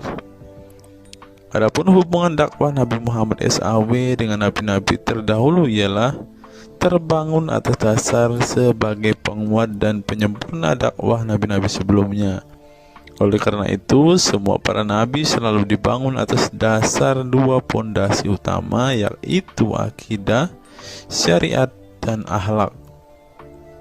Dari segi kaidah, dari segi akidah, semua ajaran yang dibawa oleh para nabi, mulai dari Nabi Adam alaihissalam sampai Muhammad SAW, adalah sama. Tidak ada beda antara nabi satu dengan nabi yang lainnya. Semuanya mengajarkan keimanan terhadap keesaan Allah SWT, yaitu dengan membersihkan dari segala sifat yang tidak layak baginya, dan mengimani adanya hari kiamat serta adanya surga dan neraka. Maka dari itu, semua para nabi menyerukan kepada kaumnya masing-masing antara dasar iman kepada Allah, dan semua para nabi setelahnya saling membenarkan ajaran yang telah dibawa oleh para nabi sebelumnya. Adapun dari segi syariat yang mengatur tatanan kehidupan masyarakat dan individu terhadap perbedaan dalam metode dan kuantitasnya antara satu nabi dengan yang lain. Hal itu disebabkan karena syariat tersebut dalam ranah pelaksanaan, bukan sebuah pengabaran seperti akidah. Perkembangan zaman dan perbedaan bangsa yang satu dengan bangsa yang lainnya turut mempengaruhi syariat mereka satu sama lain. Diutusnya satu nabi itu adalah khusus untuk umatnya pada waktu itu, bukan umum untuk semua manusia. Sebuah hukum syariat terbatas dalam ruang lingkup yang sempit sesuai dengan umatnya pada waktu itu secara khusus. Nah, dari bagian pertama ini kita mengetahui teman-teman mengapa Rasulullah ini dikatakan sebagai nabi penutup, karena Rasulullah juga mengajarkan kepada keesaan Allah, teman-teman. Nah, seperti yang terus di sini. Semuanya mengajarkan keimanan terhadap keesaan Allah SWT, yaitu dengan membersihkan dari sifat segala yang tidak layak baginya dan mengimani adanya hari kiamat dan adanya surga dan neraka. Salah satu alasan mengapa Rasulullah disebut sebagai nabi penutup adalah ini, teman-teman. Mari kita lihat fakta berikutnya. Menurut kumparan, teman-teman, alasan mengapa Rasulullah SAW disebut nabi terakhir, teman-teman. Mari kita simak ya. Saya berharap teman-teman tidak bosan mendengar setiap fakta-fakta yang kita bukakan ini, karena dengan melihat fakta-fakta ini setidaknya kita belajar, teman-teman, dan dapat memaklumi mengapa sih saudara-saudara muslim kita itu sangat-sangat menjunjung tinggi Rasulullah, teman-teman. Mari kita simak. Nabi Muhammad SAW adalah nabi yang ke-25 dalam Al-Quran. Sebagai umat Islam, kita diwajibkan mempercayai bahwa tidak ada rasul lain setelah kematian Nabi Muhammad SAW. Sebenarnya, mengapa Nabi SAW disebut rasul terakhir? Bukan tanpa alasan Allah SWT memilih Nabi Muhammad SAW sebagai rasul terakhir, sehingga kita dilarang untuk mempercayai bahwa adanya rasul setelah Nabi Muhammad SAW meninggal dunia, bahkan sampai memiliki cara pandang berbeda dengan beliau. Nah, jadi teman-teman kita, saudara-saudara kita tidak percaya ada nabi setelah Nabi Muhammad, teman-teman. Terlebih ada yang nabi yang membawa ajaran-ajaran yang berbeda dari apa yang diajarkan oleh Rasulullah. Berikutnya, alasan dibalik Nabi Muhammad SAW disebut rasul terakhir. Nabi Muhammad SAW ditunjuk menjadi rasul terakhir Allah SWT dan mendapatkan Al-Quran yang merupakan kitab sempurna dari kitab-kitab sebelumnya. Nah, mereka percaya juga kitab mereka adalah kitab yang paling sempurna, karena kitab-kitab sebelumnya tidak sempurna, maka disempurnakan oleh Al-Quran, teman-teman. Artinya, wahyu yang sudah diterima Nabi Muhammad SAW sudah terputus sejak beliau meninggal dunia. Ibnu Katsir menjelaskan, ini merupakan nikmat Allah Subhanahu wa Ta'ala yang terbesar atas umat ini. Allah Subhanahu wa Ta'ala telah menyempurnakan untuk mereka agama mereka, sehingga mereka tidak lagi membutuhkan agama selain agama mereka. Mereka tidak pula membutuhkan nabi selain nabi mereka. Oleh karena itu, Allah Subhanahu wa Ta'ala menjadikannya sebagai penutup para nabi. Allah Subhanahu wa Ta'ala mengutus beliau kepada manusia dan kepada jin. Nah, jadi teman-teman, Rasulullah juga bukan hanya dikirim kepada umat muslim, kepada manusia-manusia yang percaya dan memutuskan untuk memeluk agama Islam saat ini, ternyata juga kepada para jin, teman-teman. Allah Subhanahu wa Ta'ala berfirman, artinya Muhammad itu sekali-kali bukanlah bapak dari seorang laki-laki di antara kamu, tetapi dia adalah Rasulullah dan penutup nabi-nabi, dan adalah Allah Maha mengetahui segala sesuatu. Dikutip dari buku situs-situs dalam Al-Quran oleh Syarifuddin Al-Fikri, para ahli bahasa memberikan makna terhadap kata ma dalam surat Al-Ahzab ayat 40 dengan al-istitsaku wal ma'u, yang artinya memastikan dan menolak sesuatu. Sehingga Al-Quran menyebutkan bahwa Nabi Muhammad SAW sebagai khatam an-nabiyin, artinya pasti tidak ragu beliau seorang nabi terakhir dan menolak orang mengaku di kemudian hari. Adapun alasan dibalik Nabi Muhammad SAW sebagai rasul terakhir dijelaskan oleh Syekh Al-Zairi dalam Al-Jawahir Al-Kalamiyah. Sebenarnya Nabi kita Muhammad dikatakan sebagai penutup para nabi itu hanya karena sesungguhnya hikmat terputusnya para nabi itu menyeru umat manusia agar beribadah kepada Allah, menunjukkan mereka ke jalan yang lurus dalam urusan kehidupan duniawi dan ukhrawi, memberitahu kepada mereka tentang hal-hal yang tidak dapat dicapai oleh penglihatan mereka, dan memberitahu keadaan yang pemikiran mereka belum sampai, dan menetapkan dalil yang meyakinkan serta menghilangkan syubhat-syubhat keserupaan-keserupaan yang tidak benar. Karena itu umat manusia tidak memerlukan lagi kepada Nabi sesudah Nabi Muhammad, sebab syariatnya telah mencapai batas kesempurnaan. Dan dari alasan inilah tampak jelas tentang rahasia terusnya beliau untuk seluruh umat manusia, dan keberadaan beliau sebagai manusia yang paling utama dalam segi fisik serta halaknya. Demikianlah penjelasan singkat mengenai Nabi Muhammad SAW sebagai Rasul terakhir. Semoga dengan mengetahuinya dapat menambah meneladani beliau sebagai sosok yang sempurna. Yang perlu diingat, jangan menghujat ya teman-teman. Mengutip sindonews.com, inilah ke-10 keistimewaan Rasulullah. Yang pertama, air liur Rasulullah menjadi obat. Dari Sahl bin Sa'ad berkata, saat Rasulullah dan para sahabat akan berperang di Khaybar, Rasulullah bersabda bahwa ia akan memberikan bendera kepada seorang pria yang cinta dan dicintai oleh Allah dan Rasul-Nya, dan Allah akan memberikan kemenangan. Rasulullah mencari Sayyidina Ali, akan tetapi para sahabat mengatakan bahwa Ali sedang mengalami sakit mata. Rasulullah memerintah para sahabat untuk mendatangkan Ali kepada beliau. Kemudian Rasulullah meludahi kedua matanya dan mendoakannya. Seketika itu sakit matanya sembuh seakan-akan tidak ada bekas sakit sebelumnya. Kemudian sahabat Khalid bin Ali mengaku pernah digigit kalajengking di kakinya. Lalu Nabi meludahi kakinya dan mengusapnya. Seketika hilang sakit dan berhenti darahnya keluar. Khalid bin Ali mengatakan, aku digigit oleh kalajengking ketika aku di dekat Nabi Muhammad, lalu beliau meludahi kakiku dan mengusapnya. Yang kedua, rambut beliau membawa berkah. Sahabat Khalid bin Walid radhiyallahu anhu tak pernah kalah di medan perang. Di setiap perang, Khalid selalu meraih kemenangan dan membuat nyali musuh ketakutan.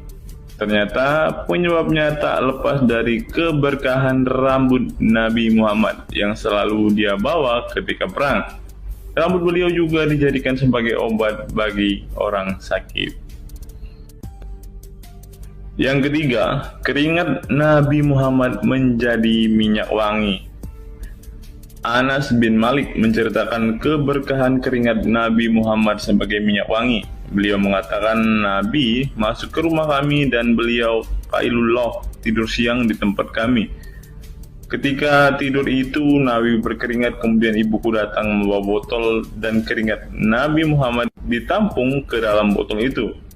Kemudian ketika Nabi bangun dari tidurnya, beliau bertanya kepada ibuku, wahai Ummu Sulaim, apa yang sedang engkau perbuat? Ummu Sulaim mengatakan, ini keringatmu wahai Rasulullah, aku jadikan minyak wangi, dan ini adalah minyak wangi yang paling wangi.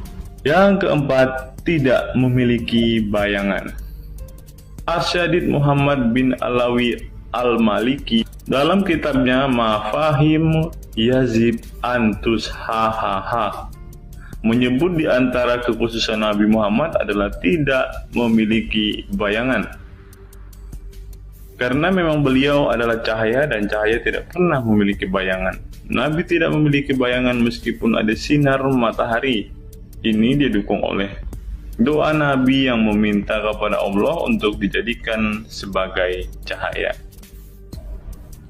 Hal ini disebutkan oleh Imam Muslim dalam hadis yang menjelaskan tentang bacaan Nabi dalam doa sujudnya. Ya Allah, jadikanlah di dalam hatiku cahaya, di pendengaranku cahaya, dalam penglihatanku cahaya, di sebelah kananku cahaya, di sebelah kiriku juga cahaya, di depanku cahaya, dan di belakangku cahaya, serta di atasku cahaya, juga di bawahku cahaya, dan jadikanlah untukku cahaya. Dalam riwayat lain juga disebutkan, jadikanlah aku cahaya. Yang kelima, tidak pernah menguap.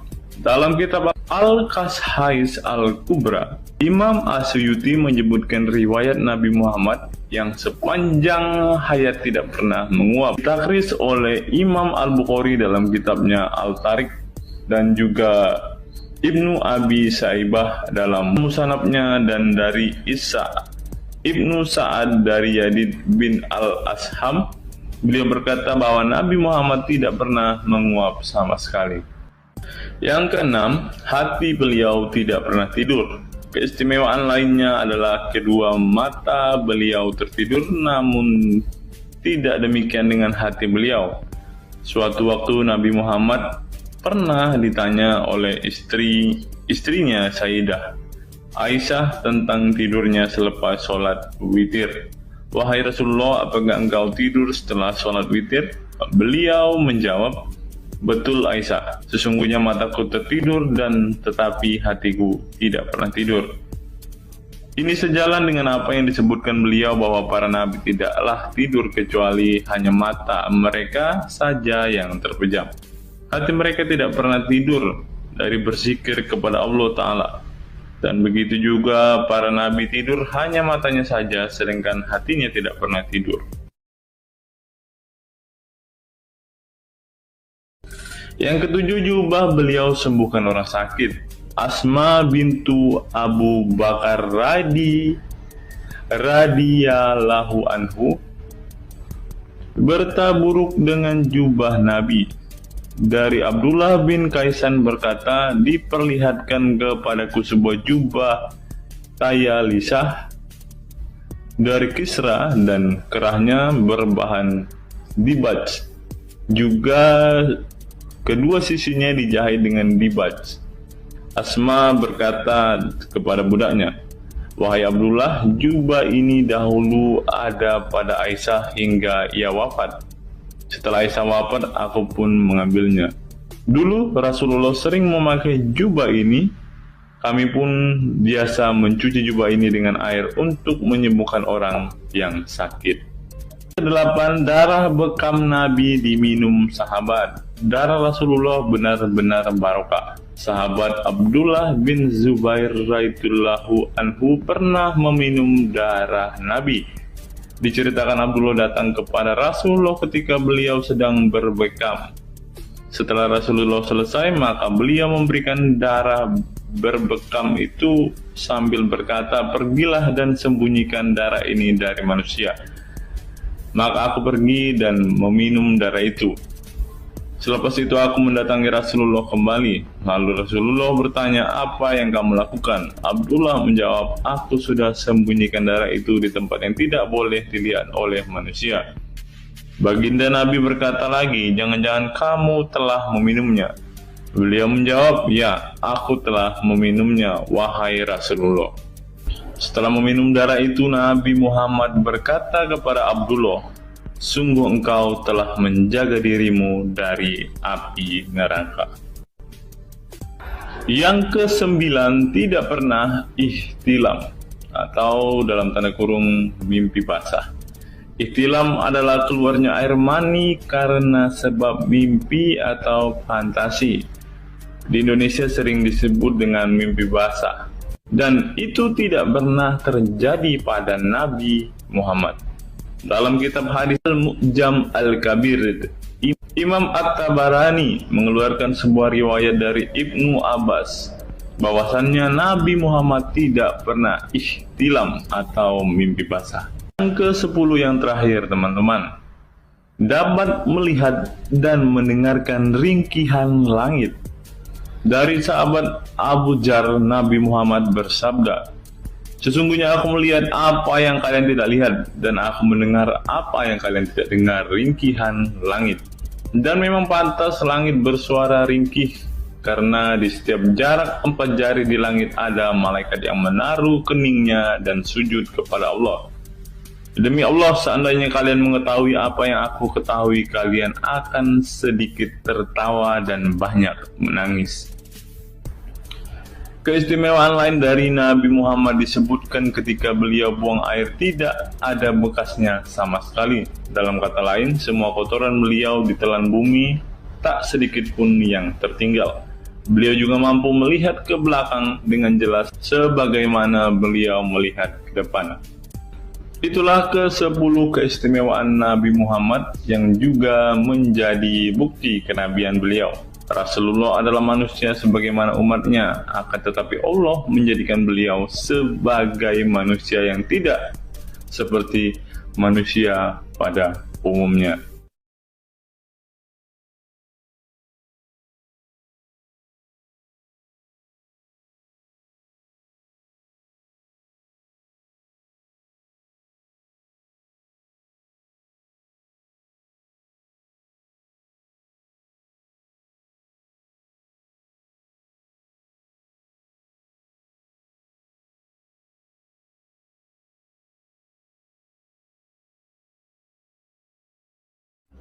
Hari ini kita akan menyimak sebuah kisah yang saya kutip dari sebuah artikel yang akan menggemparkan kita semua.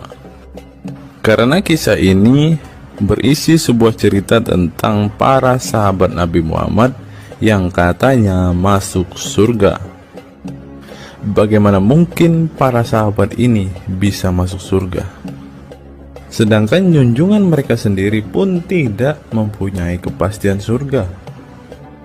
Seperti yang diungkap Bapak Quraisy Shihab berikut ini.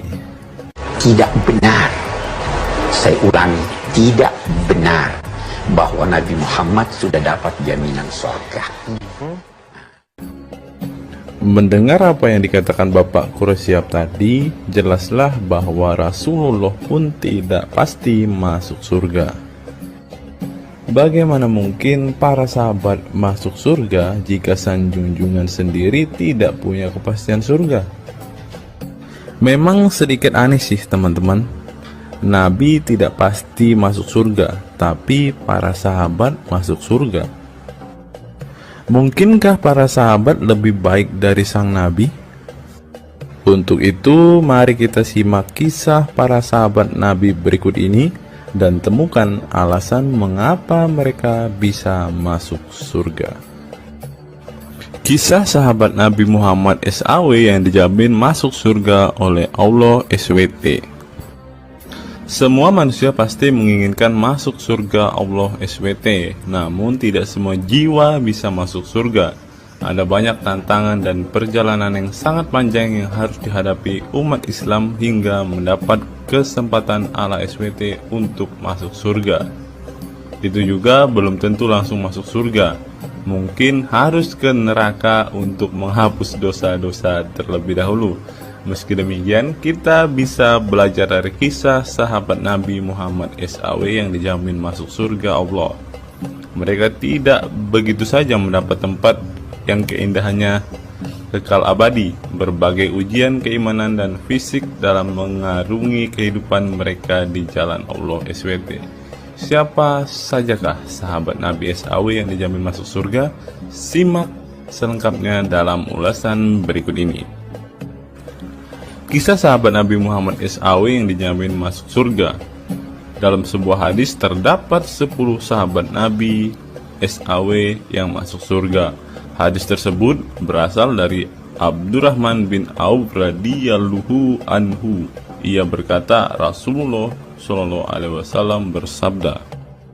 Adapun kisah 10 sahabat Nabi yang dijamin masuk surga yang dikutip dari buku biografi 10 sahabat Nabi yang dijamin masuk surga karya Sujai Fadil 2020.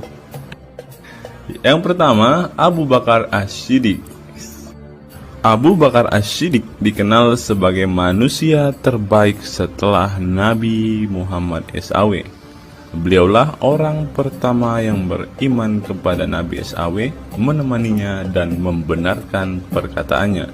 Ketika Nabi Muhammad SAW meninggal dunia, beliaulah yang dipilih menjadi imam dan melanjutkan kepemimpinan sebagai khalifah. Yang kedua, Umar bin Khattab. Sahabat Nabi Muhammad SAW selanjutnya yang dijamin masuk surga adalah Umar bin Khattab. Dedikasi beliau kepada agama Islam sangatlah besar. Walaupun sebelum ia memutuskan untuk beriman kepada Nabi Muhammad SAW, ia ingin membunuhnya. Setelah masuk agama Islam, Umar bin Khattab menjadi orang yang paling berani dan mendapat gelar Al-Furuq yang memiliki arti pembeda antara yang benar dan yang salah. Yang ketiga, Utsman bin Affan. Utsman bin Affan merupakan saudagar kaya raya, namun kekayaan tersebut tidak membuatnya sombong, namun kebalikannya. Utsman menggunakan hartanya untuk zakat, sedekah, dan infak. Setelah meninggalnya Umar bin Khattab, beliau melanjutkan kepemimpinannya dan juga melanjutkan tugas untuk menyusun mushaf Al-Quran. Yang keempat, Ali bin Abi Thalib. Ali bin Abi Thalib merupakan sepupu dari Nabi Muhammad SAW, sehingga beliau banyak belajar Islam dari usianya sejak kecil. Ali bin Abi Thalib pernah ditinggal Nabi Muhammad SAW saat perang Tabuk untuk menjaga para wanita dan anak-anak. Setelah meninggalnya Utsman bin Affan, beliau meneruskan kepemimpinannya. Namun di masa kepemimpinannya banyak sekali pertentangan dan perpecahan kelompok dengan pemikiran masing-masing. Talhah bin Ubaidillah. Meski tak seterkenal para khulafaur rasyidin, namun beliau merupakan sosok perlindung bagi Nabi Muhammad dalam perang Uhud dengan menangkis anak panah dengan tangannya hingga kehilangan jari-jarinya. Selain itu, Talhah bin Ubaidillah disanjung karena kebaikan hati dan sedekah beliau. Yang keenam, Zubair bin Awam. Zubair bin Awam merupakan orang pertama yang berani mencabut pedangnya di jalan Allah SWT saat ia menduga ada orang musyrik yang sewenang-wenang kepada Nabi Muhammad SWT. Perjuangannya untuk masuk ke Islam tidaklah mudah. Beliau sempat disiksa oleh pamannya sendiri agar tidak mengikut Nabi Muhammad SAW. Yang ketujuh, Abdurrahman bin Auf. Abdurrahman bin Auf merupakan seorang saudagar yang kaya raya. Walaupun seorang yang berlimpah harta, beliau banyak menggunakan hartanya untuk kaum muslimin. Ketika mendengar bahwa dirinya akan masuk surga, Abdurrahman bin Auf khawatir apakah layak masuk surga dan merasa dirinya bukanlah siapa-siapa. Yang kedelapan, Sa'ad bin Abi Waqqas. Sa'ad bin Abi Waqqas merupakan paman Nabi Muhammad SAW dari ibunya. Ketika mendengar Islam di Mekah, Sa'ad langsung menghampiri Nabi Muhammad SAW untuk beriman kepada Allah SWT dan Rasulnya. Sa'ad bin Abi Waqqas merupakan orang pertama yang meletakkan anak panah di jalan Allah SWT. Beliau juga dipilih menjadi komandan perang Qadisiyah dan diangkat menjadi gubernur Kufah di masa kepemimpinan Utsman bin Affan. Yang kesembilan, Sa'id bin Zaid. Apabila seseorang yang mampu membuat Umar bin Khattab yang keras bisa masuk ke dalam Islam, beliau adalah Sa'id bin Zaid dan istrinya Fatimah bin Khattab. Beliau mengadakan pertemuan di Darul Arqam dan sebelumnya menyampaikan dakwah di dalamnya. Sa'id bin Zaid tidak pernah absen dari peristiwa penting dan peperangan bersama Nabi Muhammad SAW kecuali di perang Badar. Yang ke-10, Abu Ubaidah bin Zarah. Abu Ubaidah bin Zarah merupakan seorang sahabat Nabi Muhammad yang lemah lembut namun cekatan. Beliau termasuk salah satu generasi pertama yang masuk Islam. Ketika perang Uhud, 2 gigi depannya copot, malah tampilan dirinya makin bagus. Giginya ompong dikarenakan ia mencabut 2 rantai yang masuk melalui lubang kancing topi besi di wajah Nabi Muhammad SAW karena terkena tebasan. Dari 10 kisah tadi, semua sahabat Nabi itu terkenal dengan perbuatan baiknya. Apakah standar umat muslim masuk surga adalah dengan berbuat baik? Perbuatan baik tentu tidak dapat menyelamatkan. Seorang ustadz pernah berkata seperti ini. Mengantarkan kita masuk ke surga, itu bukan amal perbuatan kita. Kita semua masuk ke dalam surga Allah kelak itu lantaran mendapat anugerah dari Allah dan mendapat rahmat dari Allah. Jadi bukan karena amal ibadah kita. Apa tanggapan teman-teman setelah menyimak kisah ini?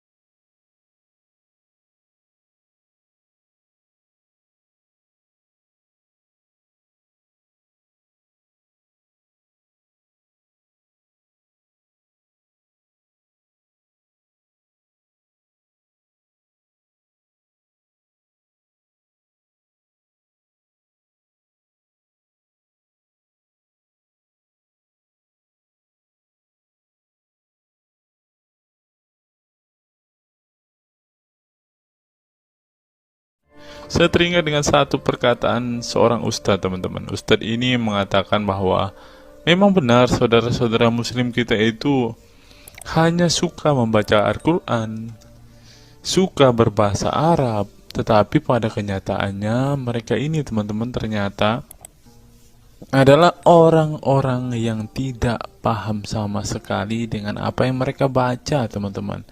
Dan akhirnya Ustadz ini mengatakan bahwa saudara-saudara muslim kita ini seperti keledai, teman-teman. Mari kita dengarkan apa yang disampaikan Ustadz ini. Kita bangga menghafal Al-Quran tapi tidak memahami Al-Quran. Senang mengulang berbahasa Arab tapi tidak mengerti bahasa Arab. Suka membaca Al-Quran tapi tidak memahami maknanya. Akhirnya apa? Menjadi keledai di Indonesia. Tidak sampai di situ saja, teman-teman. Menurut NU Online, seperti yang disampaikan oleh Gus Baha, ingin umat Islam banyak baca Al-Quran meski tak paham maknanya. Teman-teman bisa baca sendiri ya judul artikel ini. Artikel ini mengatakan seorang Gus ingin umatnya itu semua umatnya dia ingin bahwa mereka harus mau dan rajin membaca Al-Quran, teman-teman. Walaupun ya pada kenyataannya apa yang mereka baca mereka tidak ketahui. Apa yang mereka baca mereka tidak tahu maknanya, teman-teman. Mari kita dengarkan dan lihat apa isi dari artikel yang diransir oleh NU Online ini, teman-teman. Jakarta, NU Online. Rais Syuriah Pengurus Besar Nahdlatul Ulama PBNU Kiai Haji Ahmad Bahaudin Nur Salim yang biasa dikenal dengan Gus Baha mengingatkan umat muslim atau umat Islam untuk memperbanyak membaca Al-Quran meski tidak memahami maknanya. Waduh, gak bahaya kah ini? Ustadznya mengatakan harus baca saja Al-Quran walaupun tidak paham. Wah, bisa-bisa umat Islam jadi keledai se-Indonesia nih, seperti yang dikatakan Ustadz yang barusan tadi. Karena semuanya disuruh baca, disuruh hafal, tidak peduli tahu atau tidak arti dan maknanya. Aduh, gimana ini, teman-teman? Sebagai kitab suci, Al-Quran harus lebih dekat dengan umat Islam. Cara mendekatinya bisa dengan mempelajari dan memahami kandungan Al-Quran atau membacanya. Membaca Al-Quran lebih bernilai ibadah, terutama di bulan suci Ramadan. Saya paling sangat ingin di Ramadan ini banyak membaca Al-Quran, baik membaca secara qiraatan saja atau lebih jelasnya. Sebagaimana dikutip NU Online dari akun YouTube Santri Gayeng. Menurut Gus Baha, membaca Al-Quran tidak harus menunggu paham arti dan tafsirnya. Sebab membaca Al-Quran dari huruf ke huruf sudah bernilai ibadah. Meskipun seorang yang membacanya itu tidak paham arti dan maknanya. Terlebih ketika membaca dan kemudian menjadikan isi Al-Quran sebagai bimbingan hidup. Gus Baha mencoba melogikakan orang yang membaca Al-Quran tetapi tidak memahami maknanya. Ia menjelaskan ketika seseorang membaca Al-Quran dan tidak paham maknanya, maka seseorang itu hanya menyibukkan diri dengan kalamullah. Hal ini menurut Gus Baha sesuatu yang baik. Tetapi Ustadz yang tadi mengatakan kalau hanya bisa membaca tetapi tidak ngerti maknanya, mereka sama dengan keledai di Indonesia. Nah, sekarang umat muslim bingung nih harus ngikutin yang mana, mau jadi keledai atau hanya menjadi pembaca tetapi tidak tahu apa-apa nih. Lanjut teman-teman. Efek dari kesibukan dengan kalamullah itu pasti tidak melakukan maksiat. Tetapi kalau kita melihat ya, kalau ada satu contoh kasus yang terjadi di pesantren kemarin kan teman-teman, di artikel yang kita baca sebelumnya, bahwa kejadian atau hal yang bersangkut paut dengan maksiat ini terjadi di dalam pondok pesantren teman-teman. Bagaimana ini Gus Baha? Kalau Anda mengatakan bahwa ketika orang sibuk dengan membaca Al-Quran dengan kesibukan membaca kalamullah dan bisa terhindar dari melakukan hal-hal maksiat, tapi kok di pondok pesantren malah terjadi maksiat nih Gus Baha, bagaimana ini? Lanjut, saya beri contoh, meskipun membaca saja dan tidak paham artinya, itu tetap baik. Ada orang yang semalaman itu duduk bersama keluarga, ngobrol ringan tentang masa lalu, cerita lucunya atau lucunya anaknya. Pada malam itu ditulis oleh malaikat bahwa keluarga ini tidak maksiat, tidak dugem, tidak narkoba, dan tidak ke tempat maksiat, jelasnya. Gus Baha mengatakan keberkahan dari seorang muslim atau muslimah menyibukkan diri bercengkrama bersama keluarga, asik guyon dengan teman dan tetangga adalah tidak melakukan maksiat dan tidak macam-macam, apalagi jika saat itu membaca Al-Quran. Hal ini sesuai dengan kajian ilmu usul fikih yang dipelajari Gus Baha dari Al-Makfurlah Kiai Haji Maimun Zubair. Ia menegaskan bahwa di antara kebaikan agama Islam adalah meninggalkan itu adalah pekerjaan yang tidak butuh modal. Gus Baha menjelaskan, apabila seseorang ingin mendapat pahala sholat, maka harus sholat. Kalau ingin mendapat pahala haji, maka harus haji. Namun ada kebaikan yang tidak perlu modal, yaitu meninggalkan kemungkaran. Caranya cukup meninggalkan hal-hal yang dilarang Allah. Cara meninggalkan kemungkaran bisa dengan bercengkrama dengan keluarga, baca Al-Quran, bercanda dengan teman, dan hal positif lainnya. Sehingga kalau ada orang yang tanya, kenapa baca Al-Quran meskipun tidak paham itu dapat pahala? Satu, karena itu kalamullah. Kedua, sebagai kebaikan itu adalah meninggalkan kemaksiatan. Meninggalkan itu bisa dilakukan dengan hal-hal mudah. Ini pentingnya ngaji. Saya ngaji usul fikih dengan Kiai Haji Maimun, abahnya Gus Yasin, katanya. Gus Baha mengaku sejak kecil ia sudah terbiasa membaca dan mempelajari Al-Quran, bahkan hingga saat ini. Kebiasaan Gus Baha mempelajari Al-Quran yang berlangsung puluhan tahun ini membuatnya memiliki kecintaan yang mendalam dengan kitab suci yang diturunkan kepada Nabi Muhammad itu. Ia juga membaca banyak literatur klasik maupun modern untuk memahami Al-Quran. Kemudian melakukan diskusi dengan banyak pakar Al-Quran dari berbagai daerah dan negara tentang berbagai tema. Tetapi syukur-syukur bacanya Al-Quran itu paham. Artinya paham sesuai dengan kapasitas masing-masing. Saya mulai kecil hingga sekarang masih ngaji Al-Quran, masih belajar, juga masih terus mencari ilmu. Ucap pengasuh pondok pesantren Tahfidzul Quran LP3 IA Rembang, Jawa Tengah itu. Nah teman-teman, setelah mendengarkan apa yang dikatakan Ustadz Munzir Situmorang dan juga Gus Baha ini, taulah kita sekarang mengapa ketika ada debater-debater Islam yang berdebat dengan saudara-saudara apologet-apologet Kristen kita, mereka tidak paham sama sekali dengan Quran mereka, dengan hadis mereka, karena ya seperti ini teman-teman. membaca Al-Quran, menghafal Al-Quran, itu adalah sebuah ibadah bagi kepercayaan mereka, teman-teman. Walaupun mereka tidak paham apa yang mereka baca, walaupun mereka tidak mengerti sama sekali apa yang mereka baca, teman-teman, yang penting dibaca saja. Itu adalah sebuah amal baik. Nah, teman-teman, kita belajar bahwa ketika apologet Kristen berdebat dengan para apologet Islam atau dengan para polemikus Muslim, inilah yang terjadi, teman-teman. Mereka tidak paham sama sekali ketika mereka ditanya isi hadis dan Qur'annya.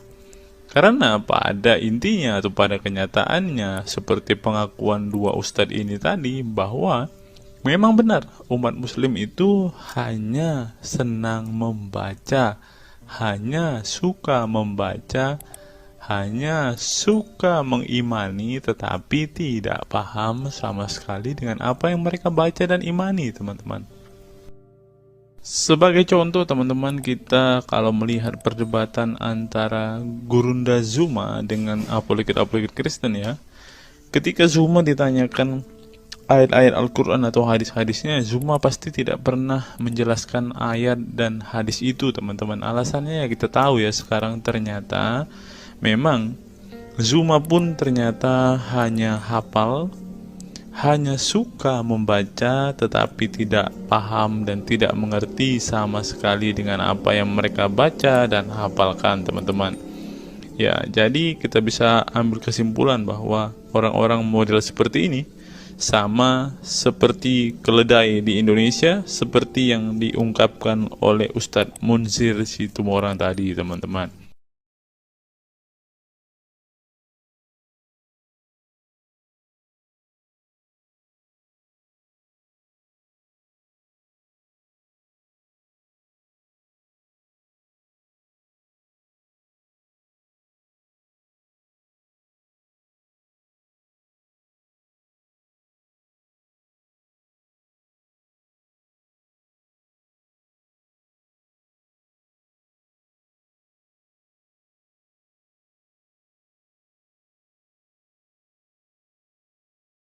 Fenomena pemurtadan dan kelompok Islam radikal.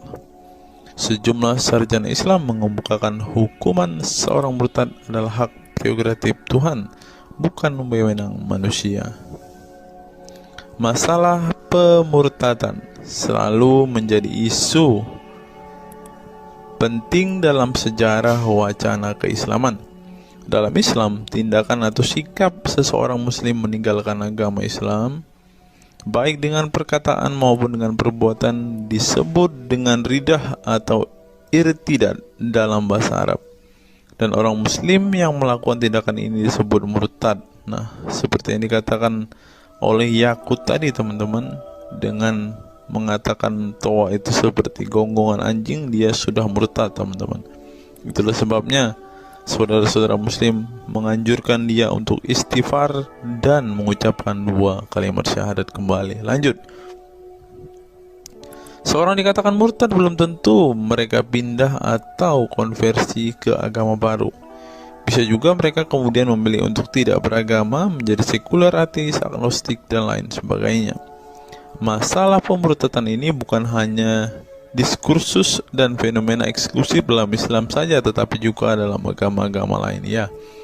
Ada banyak pendapat di kalangan sarjana muslim tentang status ridah dan bagaimana seharusnya memperlakukan seorang murtad.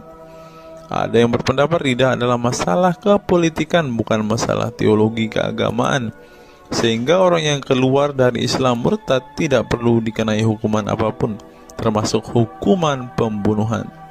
Karena itu akan bertentangan dengan doktrin Islam dan Al-Quran yang menggaransi kebebasan bagi seseorang untuk beriman dan beragama atau tidak beriman dan tidak beragama.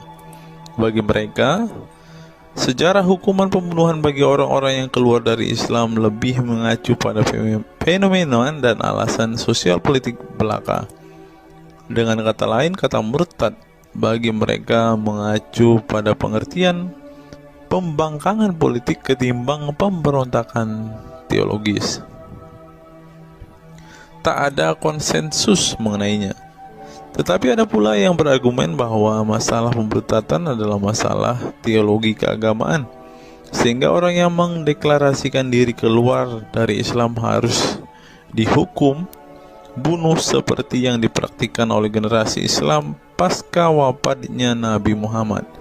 Menariknya, sejumlah sarjana Islam terkemuka, baik klasik maupun kontemporer, baik Sunni maupun Syiah, sebut saja seperti Muhammad bin Ahmad al-Saraki, Abu al-Walid al-Baji, Ibrahim al-Naqi, Ibnu al-Human, Buharuddin al-Mahinani hingga Ali Goma, Husin Ali Mutazir, Zafir Ahmad Gamidi, dan Torik Ramadan menyatakan tidak ada konsensus dari para ulama tentang hukuman bunuh bagi seorang murtad. Mereka juga menegaskan bahwa hukuman seorang murtad adalah hak prerogatif Tuhan, bukan wewenang manusia.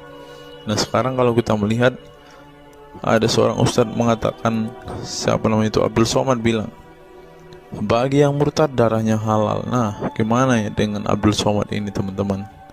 Dia sudah tidak menghidupi apa yang diajarkan oleh pendahulu-pendahulunya, teman-teman. Lanjut, masalah sejarah dan fenomena pemurtadan dalam Islam ini dengan baik dikupas oleh Abdullah Said dalam Freedom of Religion, Apostasy and Islam, atau Taha Jabir Al-Wani dalam Apostasy in Islam, A Historical and Scriptural Analysis.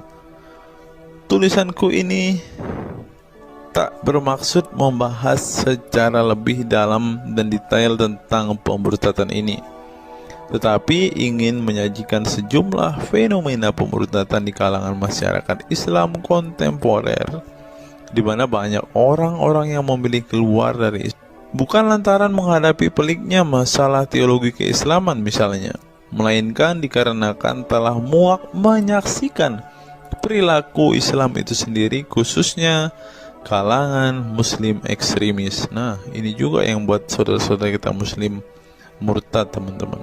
Nggak tahu ya Abdul Somad termasuk orang yang Islam atau muslim yang ekstremis atau enggak ya, karena dia bilang siapa yang murtad darahnya halal. Bisa jadi Somad salah satu Islam ekstremis. Berikutnya, faktor trauma. Bagi kelompok Islam militan konservatif, pemurtadan adalah tindakan haram dan kaum murtad harus dibunuh.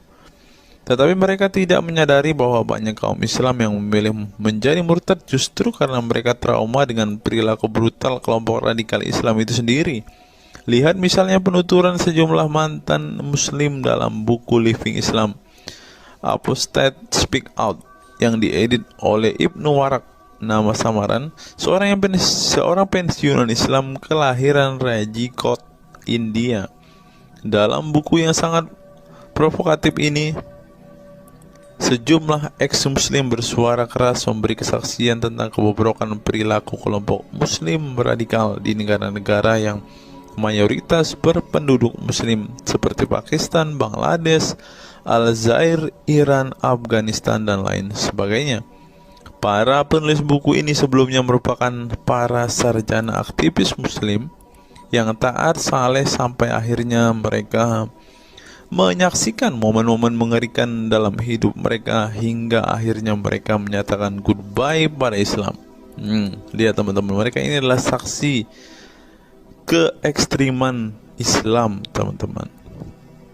Kini mereka memilih menjadi Kristen, agnostik, ateis, humanis, sekularis, free thinker, dan lain sebagainya. Setelah mendeklarasikan dari emoh pada Islam, mereka kemudian pada umumnya memilih tinggal di Barat, khususnya Amerika Serikat, Kanada, Eropa Barat, dan Australia. Karena kalau mereka tinggal di Arab ya pasti dipenggal, teman-teman. Sebagai suaka baru mereka dengan pertimbangan satu, masalah ketidakamanan jika mereka tinggal di negara asal mereka, sebab seorang yang pindah agama dihukumi murtad dan mereka itu bisa dibunuh. Nah, benar apa yang saya katakan tadi kan, teman-teman. Yang kedua, lantaran di barat ada jaminan soal kebebasan beragama. Nah, kalau di negara asal mereka hanya satu agama, teman-teman. Kalau mau meluk agama lainnya, siap-siap dipenggal karena darahnya halal. Inilah ajaran Islam yang asli. Berikutnya, buku yang ditulis oleh kaum murtad ini penting untuk disimak sebagai kritik tajam atas tindakan radikalisme agama yang dilakukan oleh,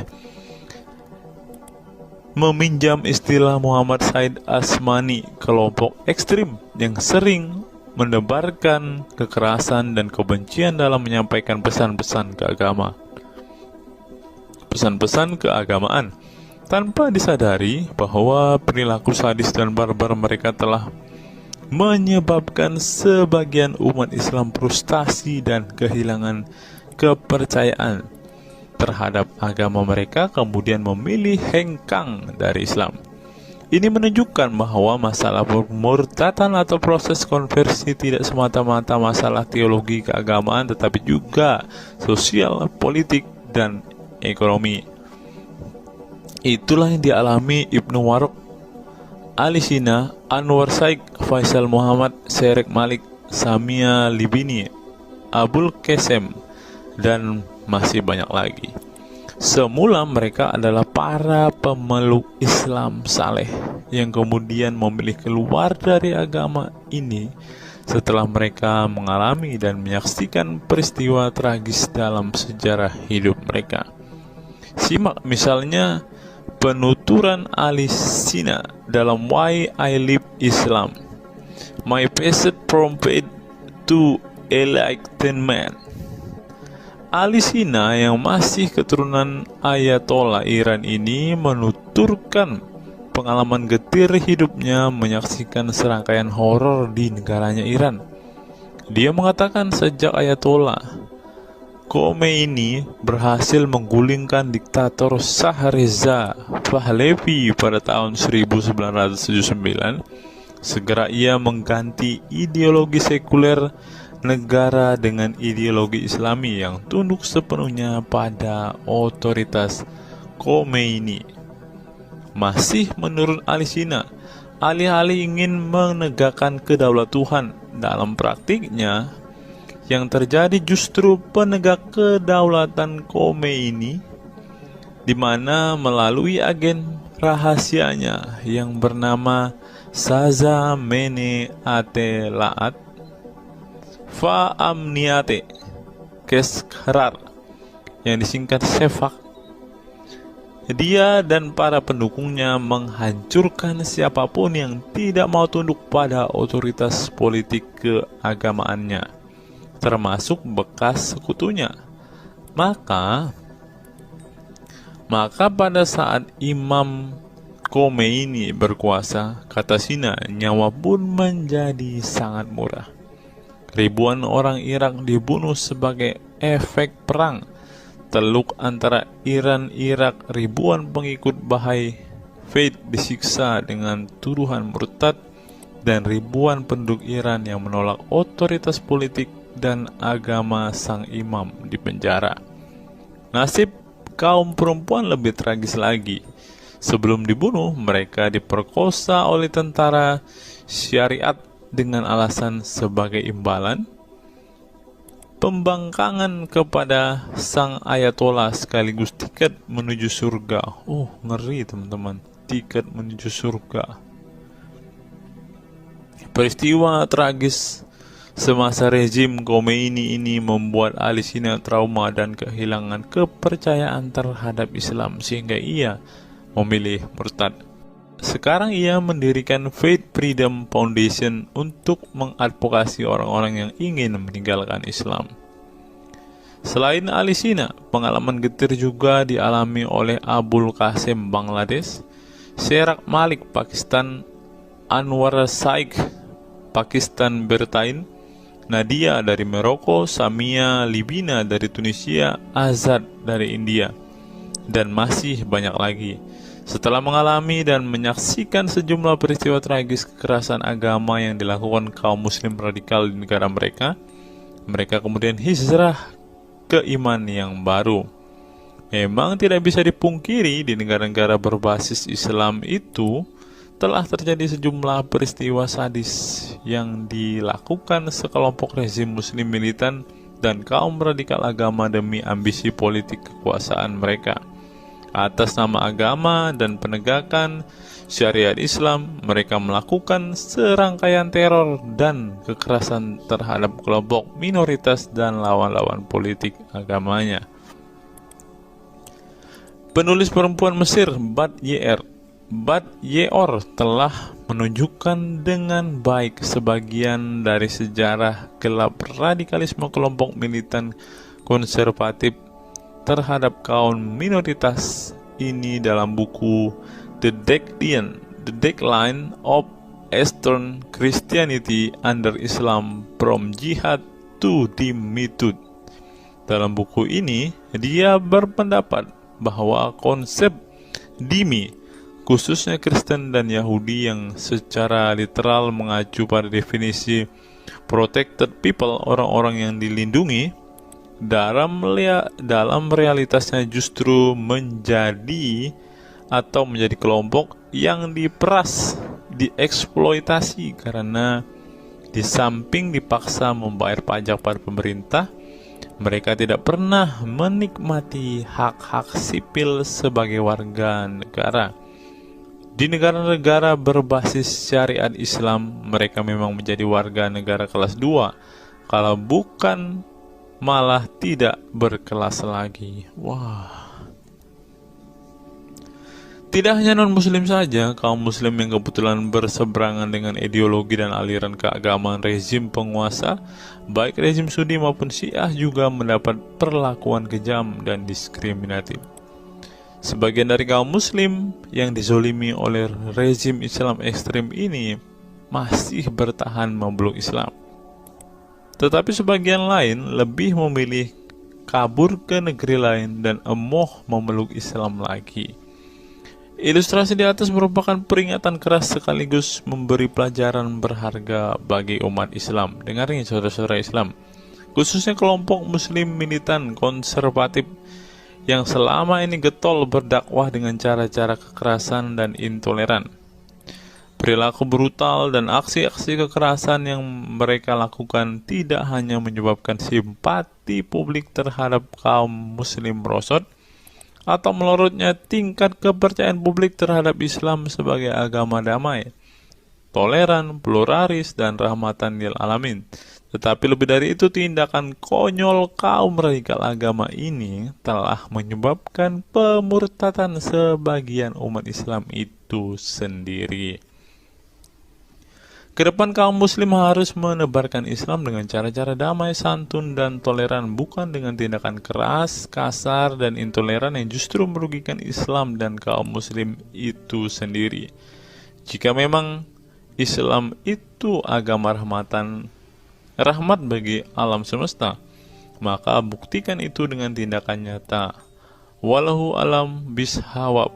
Nah, itulah fakta-fakta yang bisa saya sampaikan pada kesempatan hari ini, teman-teman. Kiranya fakta-fakta ini dapat membuat kita semua sebagai umat Kristen semakin bersemangat berdoa, terlebih memberitakan Injil kepada saudara-saudara muslim kita yang benar-benar rindu, yang benar-benar ingin dan haus mendengarkan kabar baik, teman-teman. Karena Alkitab memang mengatakan ada orang-orang yang hatinya sudah tertutup untuk Injil dan mereka tidak akan pernah mendengarkan kabar baik itu. Bagi saudara-saudara muslimku, segeralah murtad, karena sesuai dengan apa yang kita bacakan hari ini, banyak sekali fakta-fakta yang di luar nalar yang bisa menjadi alasan kalian untuk meninggalkan agama Islam.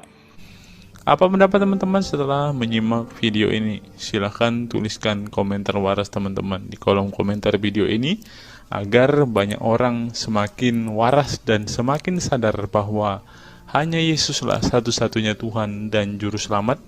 Hanya Yesuslah satu-satunya yang menyediakan surga bagi setiap orang yang percaya kepadanya. Salam waras, salam sadar. Sampai bertemu di video-video kita berikutnya. God be with you all.